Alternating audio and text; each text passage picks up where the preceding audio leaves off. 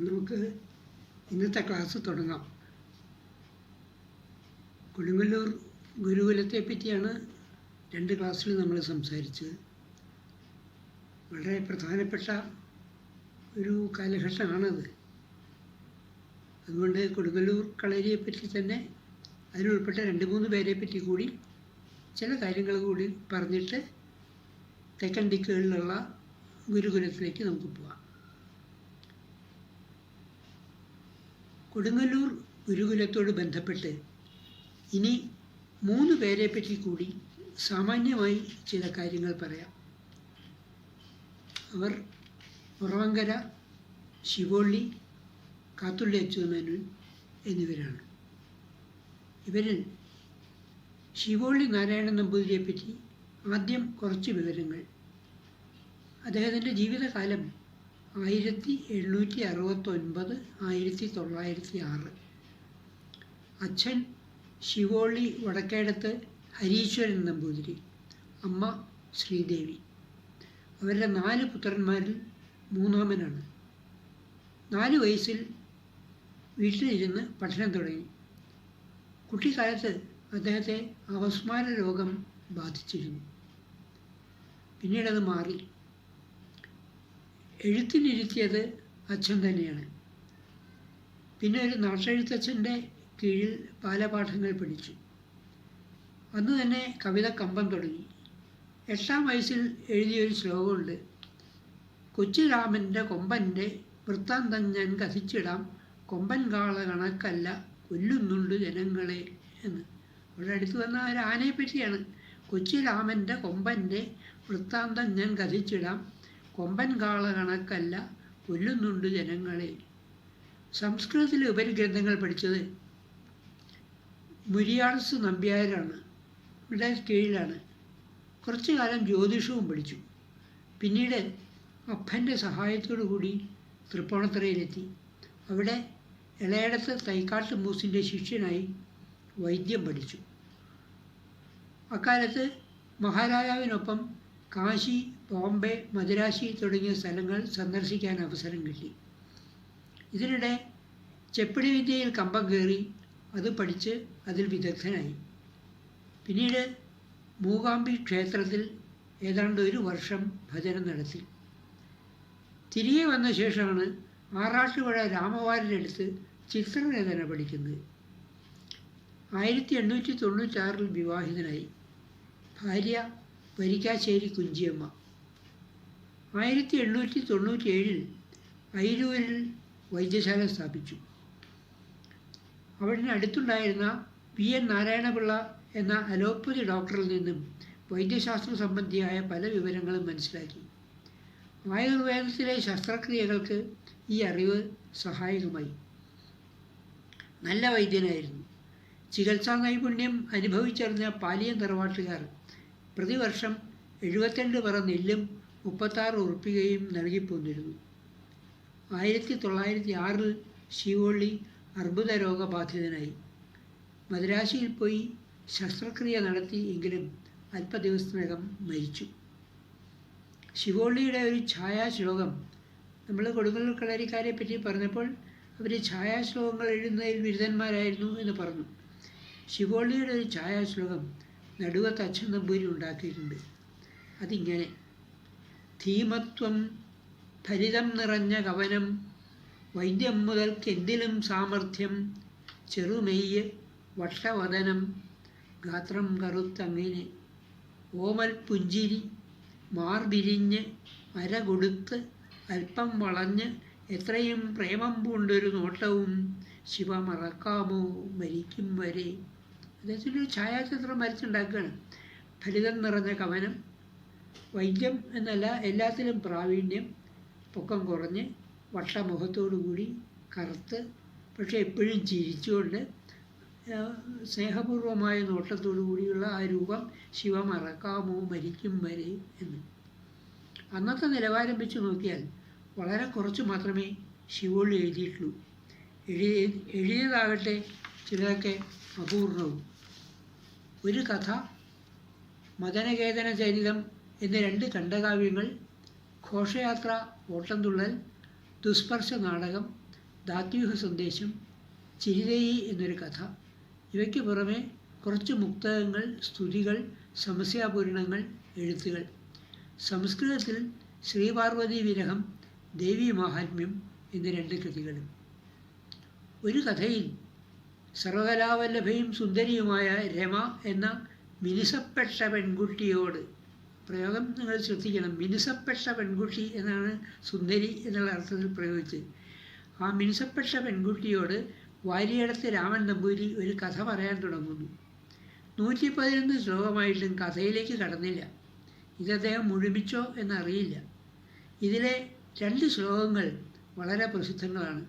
ഒന്ന് യമദൂതന്മാരുടെ ചിത്രമാണ്. വാക്ചിത്ര രചനയ്ക്കുള്ള മികച്ച ഒരു ഉദാഹരണം.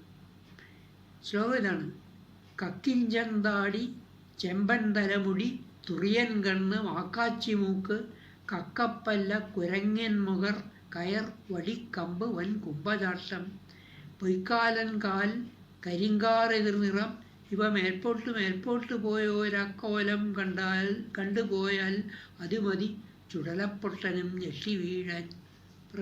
ഭൂതങ്ങളുടെ ചിത്രമാണ് വരച്ചു വച്ചിരിക്കുന്നത്. മറ്റൊന്ന് രമ വാരിയടത്ത് നമ്പൂരിയെ സ്വീകരിക്കുന്നതാണ്. അത് നമ്മുടെ അക്ഷശ്ലോകങ്ങളിൽ സാധാരണ കേൾക്കാറുള്ള ഒരു ശ്ലോകമാണ്. അല്ലല്ല തിരുവേനിയാണ് ഇതടിയൻ വല്ലാതെ ശങ്കിച്ചു പോയല്ലോ, കണ്ട ദിനം മറന്നു കഴുകിക്കാം കാലിരിക്കാം സുഖം, തെല്ലിക്കാറ്റ് രസിക്കുമെങ്കിൽ അടിയൻ വീശം, വിയർക്കുന്നു മെയ്യെല്ലാം ചെല്ലമിതാ മുറയ്ക്കൊരു മുറുക്കാവാം കുറെ കേമമായി. ശരിക്ക് ഗദ്യത്തിലുള്ള സംഭാഷണം തന്നെയാണ് ശ്ലോകമാക്കി രചിച്ചിട്ടുള്ളത്. അല്ലല്ല തിരുമേനിയാണ് ഇത് അടിയൻ വല്ലാതെ ശങ്കിച്ചു പോയല്ലോ, കണ്ട ദിനം മറന്നു കഴുകിക്കാം കാൽ ഇരിക്കാം സുഖം, തെല്ലിക്കാറ്റ് രസിക്കുമെങ്കിൽ അടിയൻ വീശം, വിയർക്കുന്നു മെയ്യെല്ലാം ചെല്ലമിതാ മുറയ്ക്കൊരു മുറുക്കാവാം കുറെ കേമമായി. ഈ ശ്ലോകത്തിൽ ഒരു കുസൃതി ഒരുക്കി വെച്ചിട്ടുണ്ട്. ഈ വാരിയടത്ത് നമ്പൂതിരി വലിയ തള്ളിമാടനായിരുന്നു അത്രേ. അതുകൊണ്ടാണ് ആദ്യത്തെ വരിയിൽ അല്ലല്ല തിരുമേനിയാണ് തടിയൻ എന്നാണ്.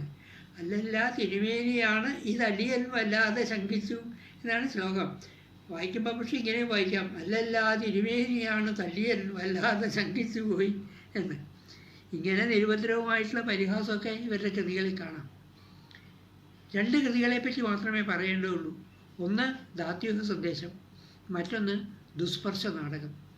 ഒരു വൈകാരിക തീവ്രതയും കൂടാതെ സന്ദേശകാവ്യങ്ങളുടെ ലേബലിൽ വിരസകൃതികൾ, അതിൻ്റെ പോക്കറ്റ് എഡിഷൻ എന്ന് പറയാവുന്ന മട്ടിൽ പൂർവോത്തര വിഭാജനങ്ങളൊന്നും കൂടാതെയുള്ള രചനകൾ ഉൾപ്പെട്ട വികല സൃഷ്ടികൾ ഉണ്ടായപ്പോഴാണ് ദാത്യൂഹ സന്ദേശത്തിൻ്റെ രംഗപ്രവേശം.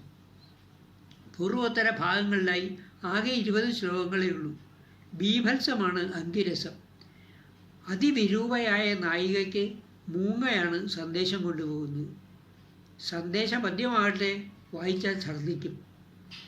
നായികാഗൃഹവർണ്ണന ഇങ്ങനെയാണ്: ചൂലും ചുണ്ണാമ്പ് ഉരരുമി കലം ചട്ടി പാവട്ടി കട്ടിൽക്കാലും കിണ്ണം കയ്യിൽ ചിരവ തീ അമ്മി ചെമ്മീൻ കിടാരം നൂലിൻ കെട്ടും മുറമുറി കുടം കൂട കോടാലി തൊട്ട കോലായൊട്ടുക്കവിടെ വളരെ സാധനം സാധു കാണാം.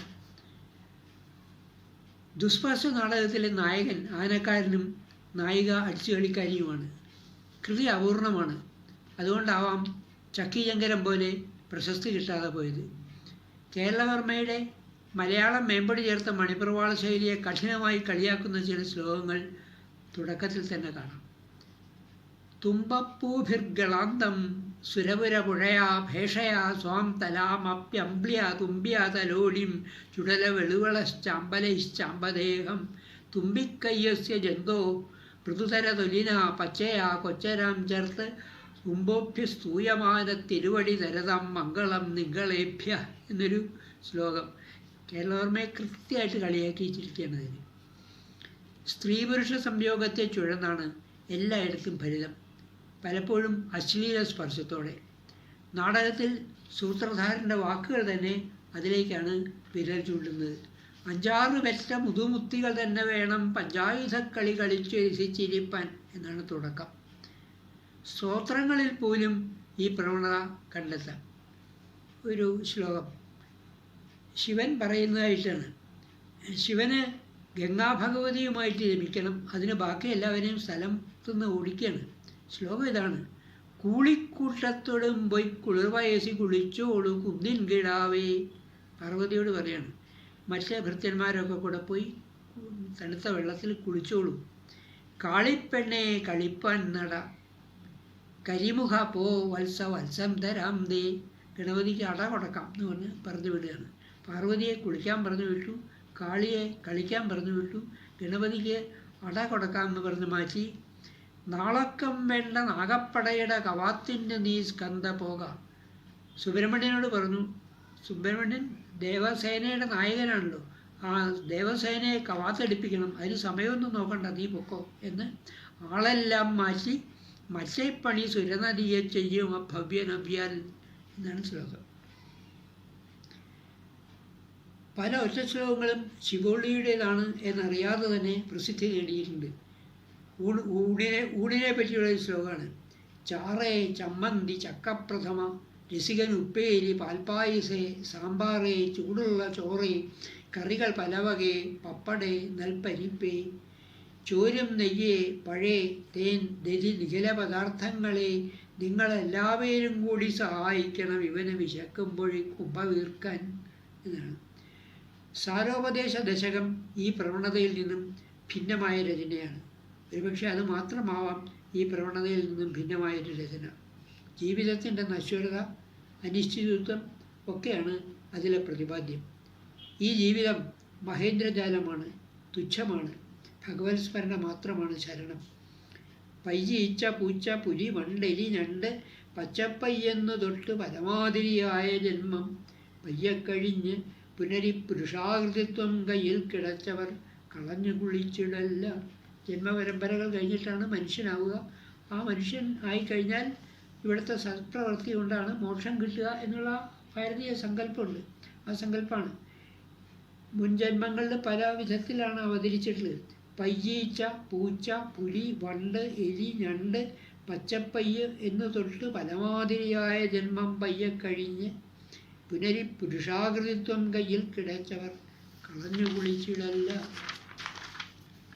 അദ്ദേഹത്തിൻ്റെ അതിപ്രസിദ്ധമായ ഒരു സ്തുതി കൂടി ഉദ്ധരിച്ചുകൊണ്ട് അടുത്ത കവിയായ ഉറവങ്കരയിലേക്ക് നമുക്ക് കിടക്കാം.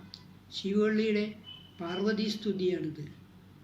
ഭക്തർക്കിഷ്ടം കൊടുക്കും ഭുവനജനനി നിൻ ചെഞ്ചൊടിക്കും ചൊടിക്കും ദൈത്യന്മാരെ പൊടിക്കും ബിരുദിനും ഇരുളിൽ പേർമുടിക്കും മുടിക്കും അത്താടിക്കും തടിക്കും രുചിയുടെ ലഹരിക്കുത്തടിക്കും തടിക്കും നിത്യം കൂപ്പാമടിക്കും ഗണപതി വിടുവാനായി മടിക്കും മടിക്കും. ശബ്ദ പ്രാധാന്യമാണ് പ്രധാനം. ഗണപതി വിടുവാനായി മടിക്കും മടിക്കും. പാർവതിയുടെ മടിയിൽ എപ്പോഴും കയറി ഗണപതി ഇരിക്കും എന്നുള്ളതാണ്. ഉറവങ്കരയെ പറ്റി പറയാൻ ഇനി. ഉറവങ്കര നീലകണ്ഠരാജ എന്നാണ് അറിയപ്പെടുന്നത്. ഉറവങ്കര വളരെ കുറച്ച് കൃതികൾ, പലതും അപൂർണം മാത്രമേ രചിച്ചിട്ടുള്ളൂ. ജീവിതകാലം 1857 1917. ഈ അക്കാലത്തെ പല കവികളും 60 വയസ്സ് താഴെ മരിച്ചിരിക്കുന്നു. കൃഷ്ണവൈദ്യൻ 30 വയസ്സിലാണ് മരിച്ചിരിക്കുന്നത്. കുഞ്ഞുകുട്ടൻ തമ്പുരാൻ 48ാമത്തെ വയസ്സിലാണ് മരിച്ചിരിക്കുന്നത്. ഉറവങ്കരയുടെ ആദ്യ ഗുരു ജ്യേഷ്ഠൻ തന്നെയായിരുന്നു. പിന്നീട് കൊടുങ്ങല്ലൂർ കുഞ്ഞിരാമവർമ്മ ഇളയ തമ്പുരാൻ, അദ്ദേഹത്തിൻ്റെ കീഴിലാണ് കുറച്ചു കാലം പഠിച്ചത്. അക്കാലത്ത് അദ്ദേഹത്തിന് ദേവീദർശനം കിട്ടി എന്നാണ് വിശ്വാസം. 1880 വിവാഹിതനായി. ഒരു കൊല്ലത്തിനകം ഭാര്യ മരിച്ചു. പിന്നെ 13 വർഷം കഴിഞ്ഞിട്ട് വീണ്ടും വിവാഹം ചെയ്തു. ഉറവങ്കര 1917 അന്തരിച്ചത്. കൊടുങ്ങല്ലൂർ കളരിക്കാരുടെ കത്തുകൾ പലതും രസാവഹങ്ങളാണ്. എന്നാൽ ഉറവങ്കരയുടെ കത്തുകളിൽ അങ്ങനെ രസിക്കാനൊന്നുമില്ല. പലതും ശുപാർശ കത്തുകളാണ്. സ്തോത്രങ്ങളാണ് പ്രധാനം. ചില ദേവീ സ്തോത്രങ്ങളിൽ പോലും അതിര് കവിഞ്ഞ് ശൃംഗാരം കാണാം. പല ശ്ലോകങ്ങളും സംസ്കൃത പദബഹുലമായ ശൈലിയിലാണ് എഴുതിയിട്ടുള്ളത്. വൈകാരികതയല്ല, ബൗദ്ധികതയാണ് ഇവിടെ ഭക്തിമാർഗമായി കണക്കാക്കുന്നത്. നിത്യം പ്രത്യങ്കിരയ്ക്കുള്ളൊരു തൊഴിലഴലാൽ നിന്റെ പാദാശ്രിതാനം പ്രത്യർത്ഥി പ്രേരിതാഭി ദ്രുതഭയ ദുരിതഭയധനതൽ കൃത്തികാസന്നിരോധം അത്യാപത്തുദ്ധാരണ കൃതമതിയാം ദുർഗ ദൂരീകരിപ്പൂ പ്രത്യക്ഷേത്താവകാലം കലിതമൃതിയൊഴിപ്പാൻ അനൽപാധികാരി എന്നിങ്ങനെ ഇന്നത്തെ ഒരു വായനക്കാരന് ഒറ്റ വായനയ്ക്കൊന്നും മനസ്സിലാവാത്ത മട്ടിൽ അത്രയേറെ സംസ്കൃത പദങ്ങൾ ചേർത്തുള്ള ഒരു ശൈലിയാണ്. പല ശ്ലോകങ്ങളും സൗന്ദര്യലഹരിയിലെ ശ്ലോകങ്ങളുടെ ഛായ ഉണർത്തുന്നുണ്ട്. ചില ശ്ലോകങ്ങളിൽ കുണ്ടലിനി ശക്തി ഉണർന്ന് മൂലാധാരത്തിൽ നിന്നുയർന്ന് ഷഡ്ചക്രങ്ങളും കടന്ന് സഹസ്രാരകൽപ്പത്തിലെത്തുന്നു എന്ന സങ്കല്പമൊക്കെ കാണാം. അദ്വൈത ദർശനമാണ് പല സ്തോത്രങ്ങളും. ഇവയിൽ നിന്ന് വ്യത്യസ്തമായൊരു സ്തുതി നോക്കാം. അംബികാവിംശതിയിലെ ശ്ലോകമാണ്. അവിടെ ശൃംഗാരത്തിലേക്കാണ് കിടക്കുക. കസ്തൂരിപ്പൊട്ടു മാഞ്ഞും പുത്തൻ മെയ്യുലഞ്ഞും പൊൽത്താർ തൃക്കണ്ണടഞ്ഞും പൂഞ്ചേലക്കുത്തഴിഞ്ഞും കാഞ്ചീബന്ധം കളഞ്ഞും ശിവനുമായി ലഭിക്കുന്ന പാർവതിയെക്കുറിച്ചാണ് പദ്യം. ചന്ദ്രന്മാരൊത്തണഞ്ഞും കലശയുഗമുലഞ്ഞും കപോതം കരഞ്ഞും തന്ത്രാഹീനം ഗജേന്ദ്രത്തലധിമിധിമിതം നൃത്തമാടിക്കുഴഞ്ഞും ഉന്നിദ്രാനന്ദഭാരാൽ അവരവര മറന്നോരു വീരായുധം തേ കന്ദർപ്പാരാധികാന്തേ ഭുവനസുഖപരോദ്രേകമിന്നേകിടഷ്ടേ എന്നുള്ളതാണ്. ശ്ലോകം ഞാൻ വിശദീകരിക്കുന്നില്ല, നിങ്ങൾ എപ്പോഴെങ്കിലും ആലോചിച്ചാൽ അതിൻ്റെ അർത്ഥം കണ്ടെത്താൻ പറ്റുന്നതാണ്. അതിൽ രസിക്കാനുള്ളൊരു കാര്യം, ശിവനെ സംബോധന ചെയ്തത് കന്ദർപ്പാരാധികാന്തേ എന്നാണ്.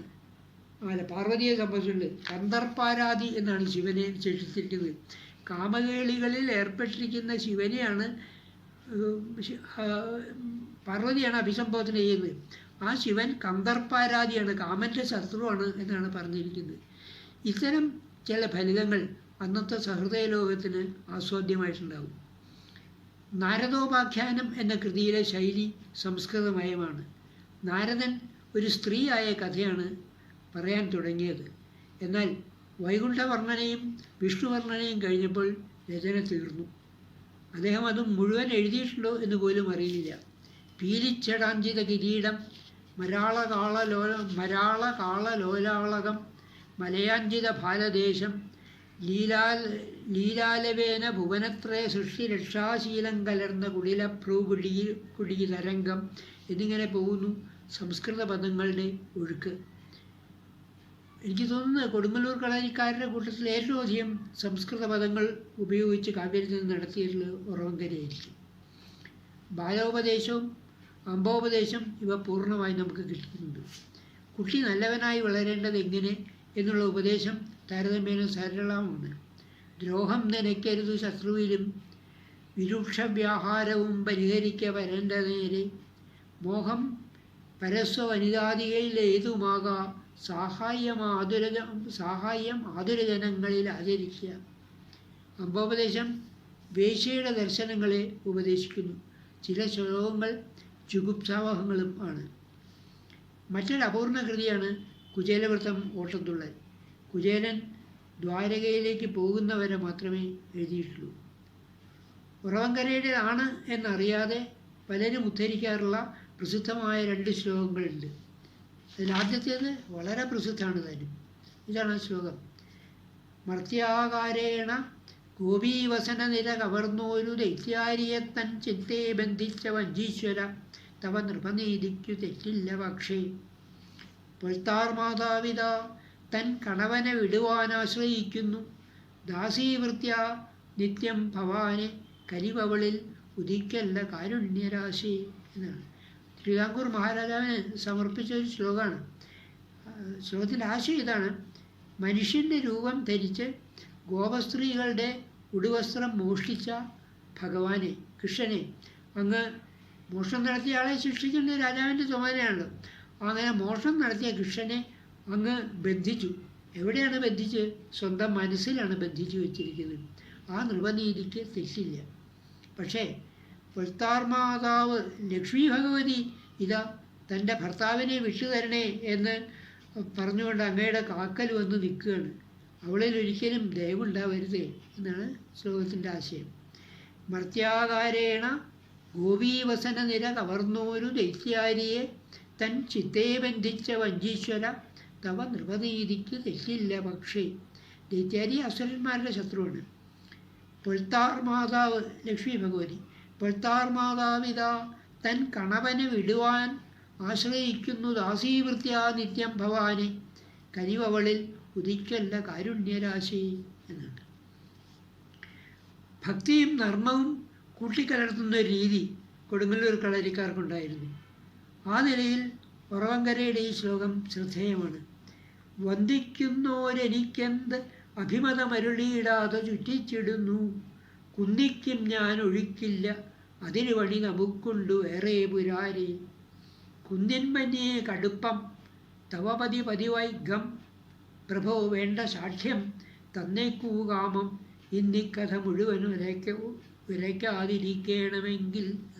കുറേ ദിവസമായി ശിവനെ ഭജിക്കാൻ തുടങ്ങിയിട്ട്. അദ്ദേഹം പ്രത്യക്ഷനാവുകയോ വേണ്ട അനുഗ്രഹം നൽകുകയോ ചെയ്യുന്നില്ല. അപ്പോൾ ശിവനെ കലശിൽ കൂട്ടാൻ പറയുന്നതാണ്.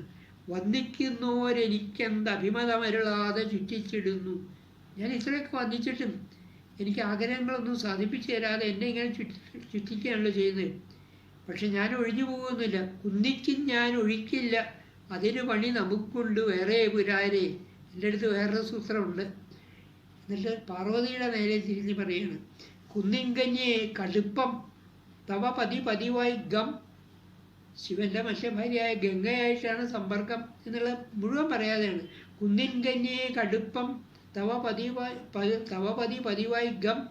തിരിച്ച് ശിവൻ്റെ നേരെ തിരിഞ്ഞ്, പ്രഭോ വേണ്ട സാക്ഷ്യം തന്നേക്കൂ കാമം. എൻ്റെ ആഗ്രഹങ്ങൾ ഇപ്പം തന്നെ സാധിപ്പിച്ചോളൂ, അല്ലെങ്കിൽ ഇന്ന് ഈ കഥ മുഴുവൻ ഉരയ്ക്കാതിരിക്കണമെങ്കിൽ, അല്ലെങ്കിൽ ഞാൻ ഈ കഥ മുഴുവൻ പറയും എന്നാണ്. ഇത് ഭക്തിയും നർമ്മവും കൂട്ടിച്ചേർക്കുന്ന ഒരു രീതിയാണ്. ഒരുപാട് ശ്ലോകങ്ങളുണ്ട് കൊടുങ്ങല്ലൂർ കളരിയിൽ ഇങ്ങനെ ഭക്തിയും നർമ്മവും കൂട്ടിക്കലർത്തുന്നതായിട്ട്. അപ്പോൾ ലക്ഷ്മി ഭഗവതിയും പാർവതിയും തമ്മിലുള്ള തർക്കം ഒരു പ്രധാനപ്പെട്ട ഒരു ശ്ലോകമുണ്ട്. പിച്ചക്കാരൻ ഗമിച്ചാൻ എവിടെ എന്നാണ് ലക്ഷ്മി ഭഗവതി പാർവതിയെ കണ്ടപ്പോൾ ചോദിച്ച്. ശിവൻ ഭിക്ഷയാഴ്ച നടക്കുന്നവനാണല്ലോ. പിച്ചക്കാരൻ ഗമിച്ചാൻ എവിടെ, ഭർത്താവ് പിച്ചയെടുത്ത് നടക്കുകയാണ് എന്ന് കേട്ടപ്പോൾ പാർവതിക്ക് ചൊടിച്ചു. പാർവതി ഉരുളയ്ക്ക് ഉപ്പേര് പോലെ മറുപടി പറഞ്ഞു, ബലിമുഖം തന്നിൽ. പിച്ചയാഴ്ച പോയത് മഹാബലിയുടെ മുമ്പിലേക്കാണ്. 3 അടി മണ്ണിന് വിഷ്ണു വാമനൻ്റെ രൂപത്തിൽ പോയല്ലോ, അതാണ്. പിച്ചക്കാരൻ ഗമിച്ചാനെവിടെ ബലിമുഖം തന്നിൽ എങ്ങിന്ന് നൃത്തം. ശിവൻ നർത്തകനാണ്. എവിടെയാണ് നൃത്തം വെച്ചിട്ടുള്ളത്? മെച്ചത്തോട് അച്ചിമാർമീടതിൽ. ഗോപശ്രീകളുടെ അടുത്താണ് നൃത്തം നിന്ന്. മെച്ചത്തോട് അച്ചിമാർമീടതിൽ എവിടെ മൃഗം. ശിവൻ്റെ കൈവശം ഒരു മാനുണ്ട്. ആ മൃഗം മാനാണ്. എവിടെ മൃഗം, ആ മാൻ എവിടെ പോയി? പന്നി വാങ്ങി എങ്ങ് പോയോ? എവിടെയാണ് ഈ പന്നി പോയതെന്നറിയില്ല, കാരണം വരാഹാവതാരാണല്ലോ. എന്തേ കണ്ടിയില മൂരിക്കിഴടിന്, ഒരു വയസ്സം കാളയുണ്ടായിരുന്നില്ല, അതെവിടെ പോയി? എന്തേ കണ്ടിയില മൂരിക്കിഴടിന് ഇടയൻ ചൊല്ലും അക്കാര്യമെല്ലാം. കാളയും പശുവൊക്കെ എവിടെ പോയെന്നുള്ള ഇടയനാണ് പറയുന്നത്. സൗന്ദര്യ തർക്കമേവം രമയും ഉമയുമായുള്ള ദേഹട്ടമോദം. ഇങ്ങനെ ഒരുപടി രസികൻ ശ്ലോകങ്ങൾ അക്കാലത്ത് ഇവരുടെ ഇന്ന് കിട്ടിയിട്ടുണ്ട്. കൊടുങ്ങല്ലൂർ കളരിക്കാരുടെ രചനയുമായി താരതമ്യപ്പെടുത്തുമ്പോൾ ധാരാളം ഇംഗ്ലീഷ് പദങ്ങൾ ഒറവങ്കര പല ശ്ലോകങ്ങളിലും പ്രയോഗിക്കുന്നതായി ഡോക്ടർ എം ലീലാവതി ചൂണ്ടിക്കാണിച്ചിട്ടുണ്ട്. ബ്രഹ്മാവിൻ്റെയും അന്തകൻ്റെയും ഡിപ്പാർട്ട്മെൻറ്റിൽ കിടന്ന് അമ്മേ ഞാൻ തിരിയുന്നത് എത്ര യുഗമായി, എന്നാണിതിൻ മോചനം. ധർമാധർമ്മ പരീക്ഷണത്തിന് ഇനിമേൽ കാലൻ്റെ കച്ചേരിയിൽ ചെമ്മേ ഹാജരെനിക്ക് ഇളച്ചു തരണേ, തദ്ദർശനം കർശനം. ഈ ഡിപ്പാർട്ട്മെൻറ്റ്, ഹാജര്, കച്ചേരി, ഇതൊക്കെ അദ്ദേഹം ഉപയോഗിക്കും. അതുപോലെ തന്നെ ദ്രാവിഡ നൃത്തത്തിൽ പോലും ഈ രീതി കാണാം. നാളും തിഥിയും ശരവും ശകുനവും ആളും തരവും ധനികന്മാരുടെ റൂളും നോക്കി പിച്ചയ്ക്ക് അടികുഴലാളും ഇരന്നു വശം കെട്ടുടനെ എന്നാണ് റൂള് എന്നുള്ള വാക്ക്. ഇതൊക്കെ ദ്രാവിഡ നൃത്തരചനയിലും കാണാവുന്നതാണ്. ഇനി അവസാനമായിട്ട് നമ്മൾ കൊടുങ്ങല്ലൂർ കളരിയിൽ കാത്തുള്ളി അച്ചൂമ്മനെ പറ്റി കൂടി പറഞ്ഞുകൊണ്ട് നിർത്താം. പിന്നെയും കുറച്ചൊക്കെ പേരുണ്ട്, അതിലേക്കൊന്നും ഞാൻ കടന്നു പോകുന്നില്ല. ഉള്ളൂരിൻ്റെ സാഹിത്യ ചരിത്രം 4-ാം ഭാഗത്തിൽ ഇവരെ പറ്റിയുള്ള വിശദ വിവരം കാണും. പിന്നെ ഭാഷാ സാഹിത്യത്തിലെ പഴയ തലമുറ എന്നൊരു പുസ്തകമുണ്ട്. പി വി കൃഷ്ണവാര്യരെ. അതിൽ ഇവരെപ്പറ്റി പല പരാമർശങ്ങൾ കാണാം. കോയിപ്പള്ളി പരമേശ്വരക്കുറുപ്പിൻ്റെ സുവർണയുഗം എന്ന പുസ്തകത്തിൽ ഡീറ്റെയിൽസ് കിട്ടും. കാത്തുള്ളി അച്ചുമ്മേനെ പറ്റി ചില കാര്യങ്ങൾ കൂടി പറഞ്ഞ് ഈ പ്രകരണം അവസാനിപ്പിക്കാം. കവി പുഷ്പമാലയെപ്പറ്റി വിശദീകരിച്ചപ്പോൾ ഈ കവിയുടെ പേര് നമ്മൾ ഒരിക്കൽ സൂചിപ്പിക്കുകയുണ്ടായി. ജനനം 1851. അച്ഛൻ മാമ്പറ ഇല്ലത്ത് നാരായണ നമ്പൂരി, അമ്മ കാത്തുള്ളി കല്യാണിയമ്മ. ചിങ്ങപുരത്ത് അച്യുതവാര്യരായിരുന്നു ആദ്യ ഗുരു. പിന്നെ വിദ്വാൻ കുഞ്ഞരാമവർമ്മ തമ്പുരാൻ്റെ ശിഷ്യനായി. കുറച്ചു കാലം വംശം മേനോൻ്റെ ഉദ്യോഗം വഹിച്ചു. എങ്കിലും താമസിയാതെ ആ പണി ഉപേക്ഷിച്ചു. 1910 മരിച്ചു, 59 വയസ്സിൽ. അച്യുതമേനോൻ്റെ ഏറ്റവും പ്രധാനപ്പെട്ട കൃതി ജൈമിനി അശ്വമേധം കിളിപ്പാട്ടാണ്. എന്തുകൊണ്ടാണ് ആളുകളത് ശ്രദ്ധിച്ചിട്ടില്ല? രുക്മിണി സ്വയംവരം കാവ്യം പൂർവ്വഭാഗം, സതീ നിദർശനം കാവ്യം, നാഗാനന്ദം നാടക വിവർത്തനം, കവിപുഷ്പമാല, പ്രതാപമുകുടചരിതം കാവ്യം, ആനന്ദരാമായണം കാവ്യം, വിക്രമാദിത്യ ചരിതം കിളിപ്പാട്ട്, കുലടാഗർഹണം കാവ്യം എന്നിവയാണ് അദ്ദേഹത്തിൻ്റെ രചനകൾ. ഇത് ഉള്ളൂർ രേഖപ്പെടുത്തുന്നതാണ്. സതീദർശനം സീതയുടെ ചാരിത്രശുദ്ധിയെക്കുറിച്ചുള്ള ഒന്നാണ്. രുക്മിണി സ്വയംവരം കുറച്ച് ഭാഗമേ അച്യുതമേനോൻ എഴുതിയിട്ടുള്ളൂ. എഴുത്തച്ഛൻ്റെ മഹാഭാരതം കിളിപ്പാട്ടിനൊപ്പം നിൽക്കാവുന്നതാണ് ജൈമിനി അശ്വമേധം എന്ന് പറഞ്ഞത്. കുറച്ച് വലിയ കൃതിയാണ് താനും അത്. എഴുത്തച്ഛൻ്റെ മഹാഭാരതം കിളിപ്പാട്ടിനൊപ്പം നിൽക്കാവുന്ന ഒരു കൃതി.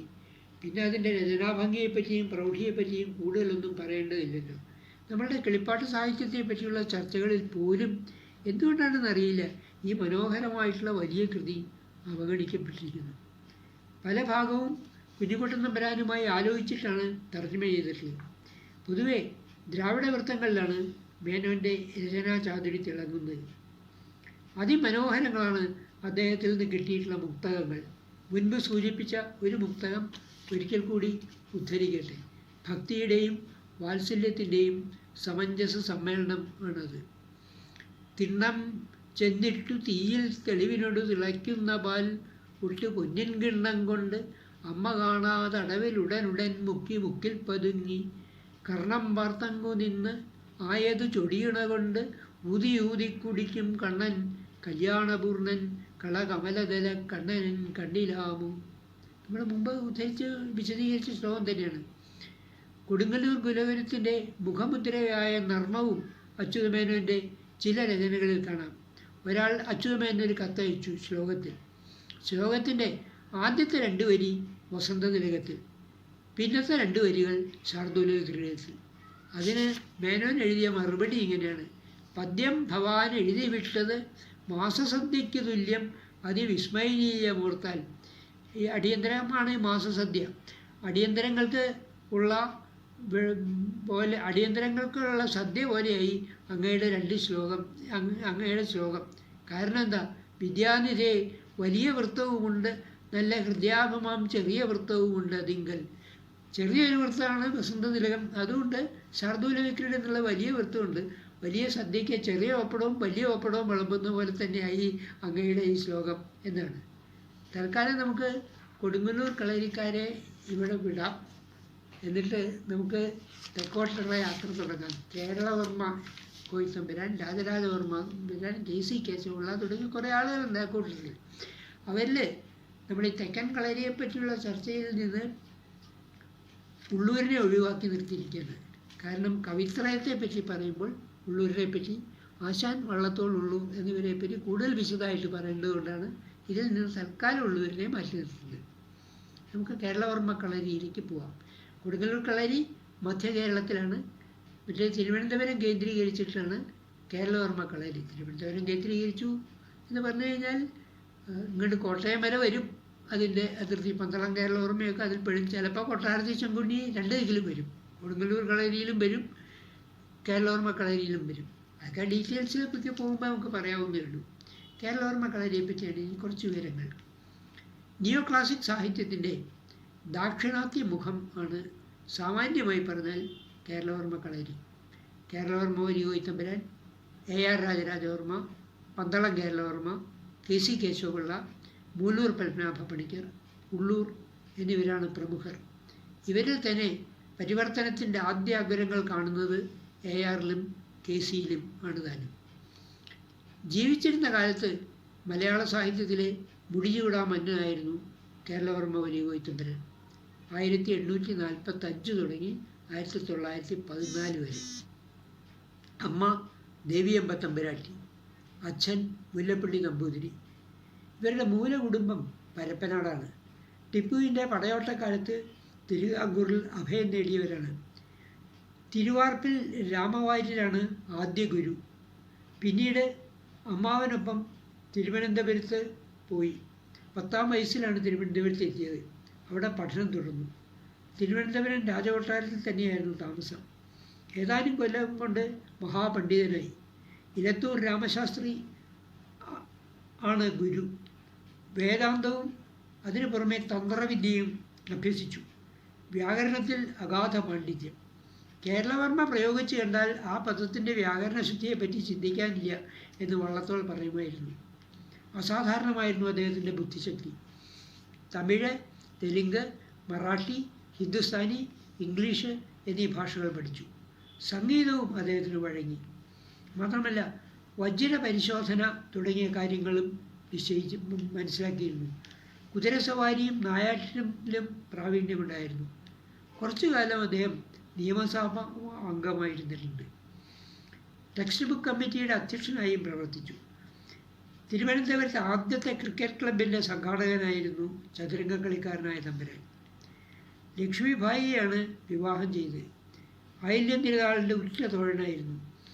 ആയില്യം തിരുനാൾ മികച്ച ഭരണാധികാരിയായിരുന്നു എങ്കിലും സ്വഭാവശുദ്ധിയുടെ കാര്യത്തിൽ മോശക്കാരനായിരുന്നു.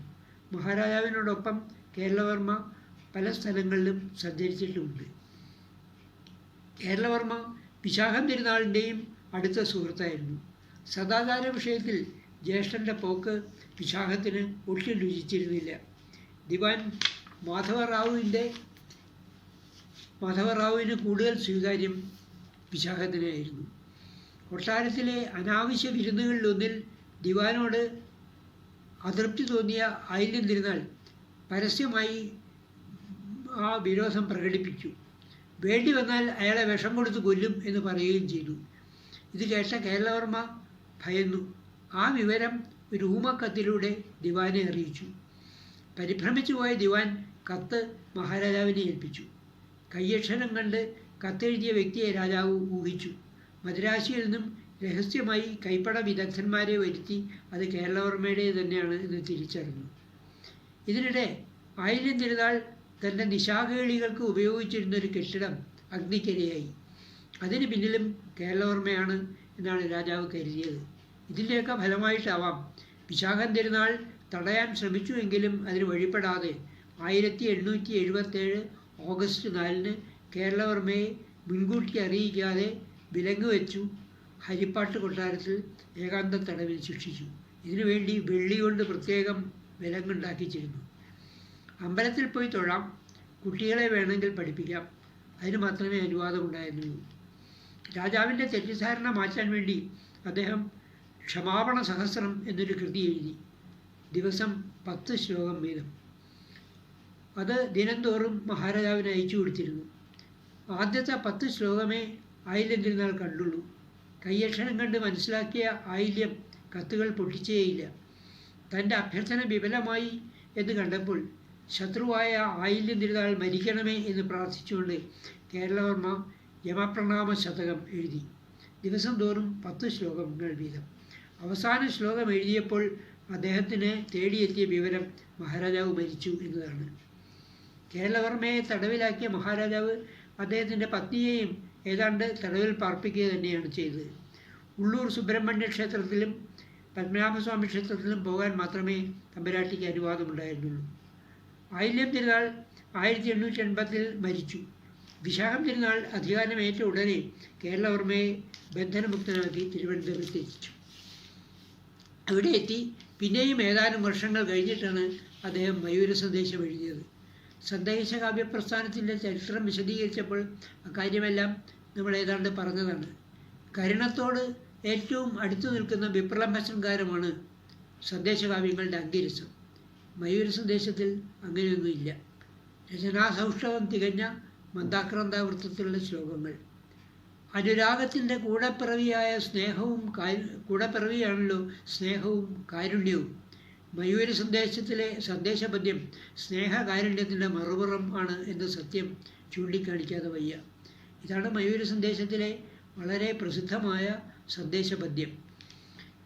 നീലാരണ്യേ വിഹകമൃഗയാ ലോലനായ ഏകദാനൻ നീലാവാങ്കേ കമവി നിഹനിച്ചീടിനൻ നീടജത്തെ മാലാർന്ന് ആരാൽ വരവും ഇണയെക്കണ്ട് നീ സാംച നേതും കലാകാരം സപതി കൃപയാ കാതരെ ചൊല്ലിയില്ലേ.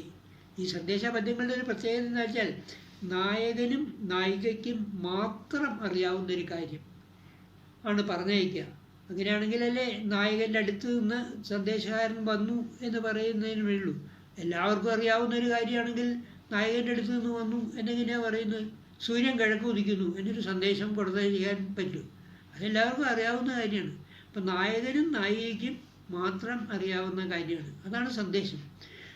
ഹനുമാൻ സന്ദേശത്തിലും അങ്ങനെയാണ്. ശ്രീരാമൻ സീതയുടെ അടുത്തേക്ക് പറഞ്ഞു കൊടുക്കുന്ന ഹനുമാൻ പറയുന്ന വാചകം അതാണ്. ഭവതി പതിവചനം അവലംബ്യ രണ്ടംഗമായ ആശ്രയാശങ്കലും ആശ്രിതങ്ങളും മരുവിനത് കൊഴുതൊരു കനകമൃഗമാലോക്യം ആനിന്നു പിന്നെ നടന്നു രഘുപതി എന്നാണ്. ആ പൊന്മാനെ കണ്ട കഥയാണ് പറയുന്നത്. അതുപോലെ സീതയെ അഗ്നിയെ ഏൽപ്പിച്ചിട്ട് മായാസീതയുമായിട്ടാണ് വന്നത്. ഇക്കാര്യമാണ് ഹനുമാൻ പറയുന്നത്. അപ്പം ശ്രീരാമൻ്റെ അടുത്ത് നിന്ന് വന്നതാണെന്ന് സീതയ്ക്ക് ബോധ്യവും. ഇങ്ങനെയാണ് ഈ സന്ദേശ പദ്യങ്ങൾ പറയുക. ഇവിടെ പറഞ്ഞ ഈ സന്ദേശപദ്യത്തിൻ്റെ അർത്ഥം എന്താ? നീലാരണ്യേ വിഹകമൃഗയാ ലോലനായ ഏകദാനൻ നീലാവാങ്കേ കമപി നിഹനിച്ചീടിനൻ നീടജത്തെ. അല്ലയോ സുന്ദരി, നായാട്ടിൽ കൗതുകം കൊണ്ട് നമ്മളിങ്ങനെ ഉദ്യാനത്തിൽ നടക്കുമ്പോൾ ഇണപ്പക്ഷികളിൽ ഒരെണ്ണത്തിനെ ഞാൻ വെടിവെച്ചിട്ടു. മാലാർന്ന ആരാൽ മരുവ് വിണയെ കണ്ട്, അതുകൊണ്ട് ദുഃഖിച്ചിരിക്കുന്ന മറ്റേ ഇണപ്പക്ഷിയെ കണ്ടിട്ട് അതിനെയും കൊന്നോളൂ എന്ന് നീ പറഞ്ഞില്ലേ. ഇതാണ് സന്ദേശമായിട്ട് കൽപ്പിക്കുന്നത്. അനുരാഗത്തിൻ്റെ ഒപ്പം വരുന്ന കാരുണ്യത്തിന് പകരമാണ് ഇവിടെ ഇതൊക്കെ. ഇണപ്പക്ഷികളിൽ ഒന്നിനെ നായകൻ കൊല്ലുന്നു. ഇണയുടെ ദുഃഖം കണ്ടിട്ട് അതിനെ കൂടെ കൊല്ലാൻ നായികയുടെ അഭ്യർത്ഥന. ഇണക്കിളികളിൽ ഒന്നിനെ കാട്ടാളൻ ആഹാരത്തിന് വേണ്ടി വധിച്ചപ്പോൾ ഇണയുടെ വേദന കണ്ട് കാട്ടാളനെ ശപിക്കുകയും ആ ശോകം ശ്ലോകമായി മാറിത്തീരുകയും പിന്നീട് അതൊരു കാവ്യമായി പ്രവഹിക്കുകയും ചെയ്തു. ആദികവിയുടെ ആത്മാവ് ഈ കഥ വായിച്ച് വിതുമ്പിയിട്ടുണ്ടാവും. മയൂര സന്ദേശത്തിൽ അത് ഉത്ഭവിച്ച കാലത്ത് ഒട്ടേറെ ആരാധകന്മാരുണ്ടായിരുന്നു. ചന്തുമേനോൻ സ്വന്തം ചെലവിൽ അതിനൊരു പതിപ്പ് പ്രസിദ്ധീകരിച്ചു. ഉള്ളൂർ അത് ഇംഗ്ലീഷിലേക്ക് പരിഭാഷപ്പെടുത്തി. അതിൽ ആമുഖം എഴുതിയ AR ആവട്ടെ ശബ്ദഭംഗിയിൽ കൃതി മേഘസന്ദേശത്തെക്കാൾ മികച്ചതാണ് എന്ന് എഴുതി. ഇത് സ്തുതിയാണോ വ്യാജസ്തുതിയാണോ എന്ന് തീർത്ത് പറയാൻ പറ്റാത്ത അവസ്ഥയാണ്. തമ്പുരാൻ്റെ മറ്റൊരു പ്രധാന സംഭാവന ശാകുന്തള പരിഭാഷയാണ്. മണിപ്രവാള ശാകുന്തള. കാളിദാസൻ്റെ വൈദർഭി രീതി ഗൗഡിയിലേക്ക് മാറ്റി പ്രതിഷ്ഠിച്ചുകൊണ്ടുള്ള ആ വിവർത്തനം കൽപ്പിച്ചുണ്ടാക്കിയ രചന എന്ന നിലയിൽ സഹൃദയർ സഹിക്കുകയായിരുന്നു. വെൺമണി മാത്രമാണ് എതിർ ശബ്ദം ഉയർത്താൻ ധൈര്യപ്പെട്ടത്. നമ്മൾ വെൺമണിയെ പറ്റി പറഞ്ഞപ്പോൾ അത് സൂചിപ്പിച്ചാണ്. ഈ കോയി പണ്ടാലെ എന്തിനാണ് എന്നെ മാന്തണത് എന്ന് ശകുന്തള ചോദിച്ചു എന്ന്. ആ കൃതി പിന്നെ അല്പമൊന്ന് ലഘൂകരിക്കാൻ AR ഉദ്യമിച്ചിട്ടുണ്ട്. കോയിത്തമ്പുരാൻ്റെ അനുവാദത്തോടു കൂടി തന്നെ. കൊടിയ കുശനിവിദ്ധേ സംവ്രണേ യസ്യ ഭക്ത്രേ ഛടിതി കൃതവതി നീ ലോപണം തൈലസേകം എന്നെഴുതി അത് മലയാളമാണ് എന്ന് വിശ്വസിപ്പിക്കാനുള്ള ശ്രമം. പലരും ആ പരിഭാഷയെ പിന്നീട് പരിഹസിച്ചു. രസകരമായിട്ടുള്ള 1-2 ഉദാഹരണങ്ങളുണ്ട്. ദുഷ്യന്തനും ശകുന്തളയും മാത്രമാണ് രംഗത്ത്. 3-ാം അംഗമാണ്. ക്ഷീണിതയായ ശകുന്തളയോട് കാമുകനായ ദുഷ്യന്തൻ സസ്നേഹം ചോദിക്കുന്നുണ്ട്. നിന്റെ കാലുകൾ ഞാൻ എൻ്റെ മടിയിലെടുത്തു വെച്ച് സ്നേഹപൂർവ്വം തലോടട്ടെ, തടുത്ത താമര ഇലകൾ കൊണ്ട് ഞാൻ നിന്നെ വീശി തരട്ടെ എന്ന്.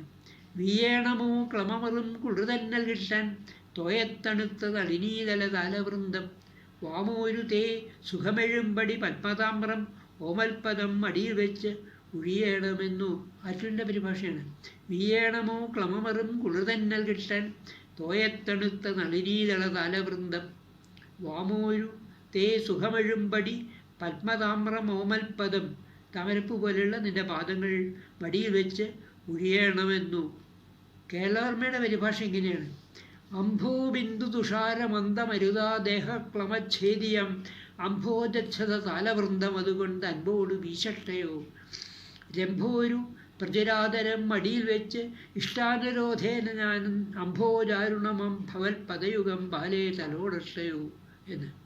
ഈ ശ്ലോകം വായിച്ചിട്ട് കെ വാസുദേവൻ മൂസ് KVM എന്ന പേരിൽ അറിയപ്പെടുന്ന പണ്ഡിത സഹൃദയൻ പിൽക്കാലത്തൊരിക്കൽ പറഞ്ഞു, പരിഭാഷ നന്നായിട്ടുണ്ട്, പക്ഷെ അവസാനത്തെ വരി അംഭോജാരുണമം ഭവൽപദയുഗം ബാലേ തലോടഷ്ടയോ എന്നുള്ളതിന് പകരം അമ്പാഴത്തറി കൊണ്ട് നിന്റെ മുതുകത്തഞ്ചട്ട് വീക്കട്ടയോ എന്നായാൽ ഒന്നുകൂടി നന്നാവുമായിരുന്നു എന്ന്.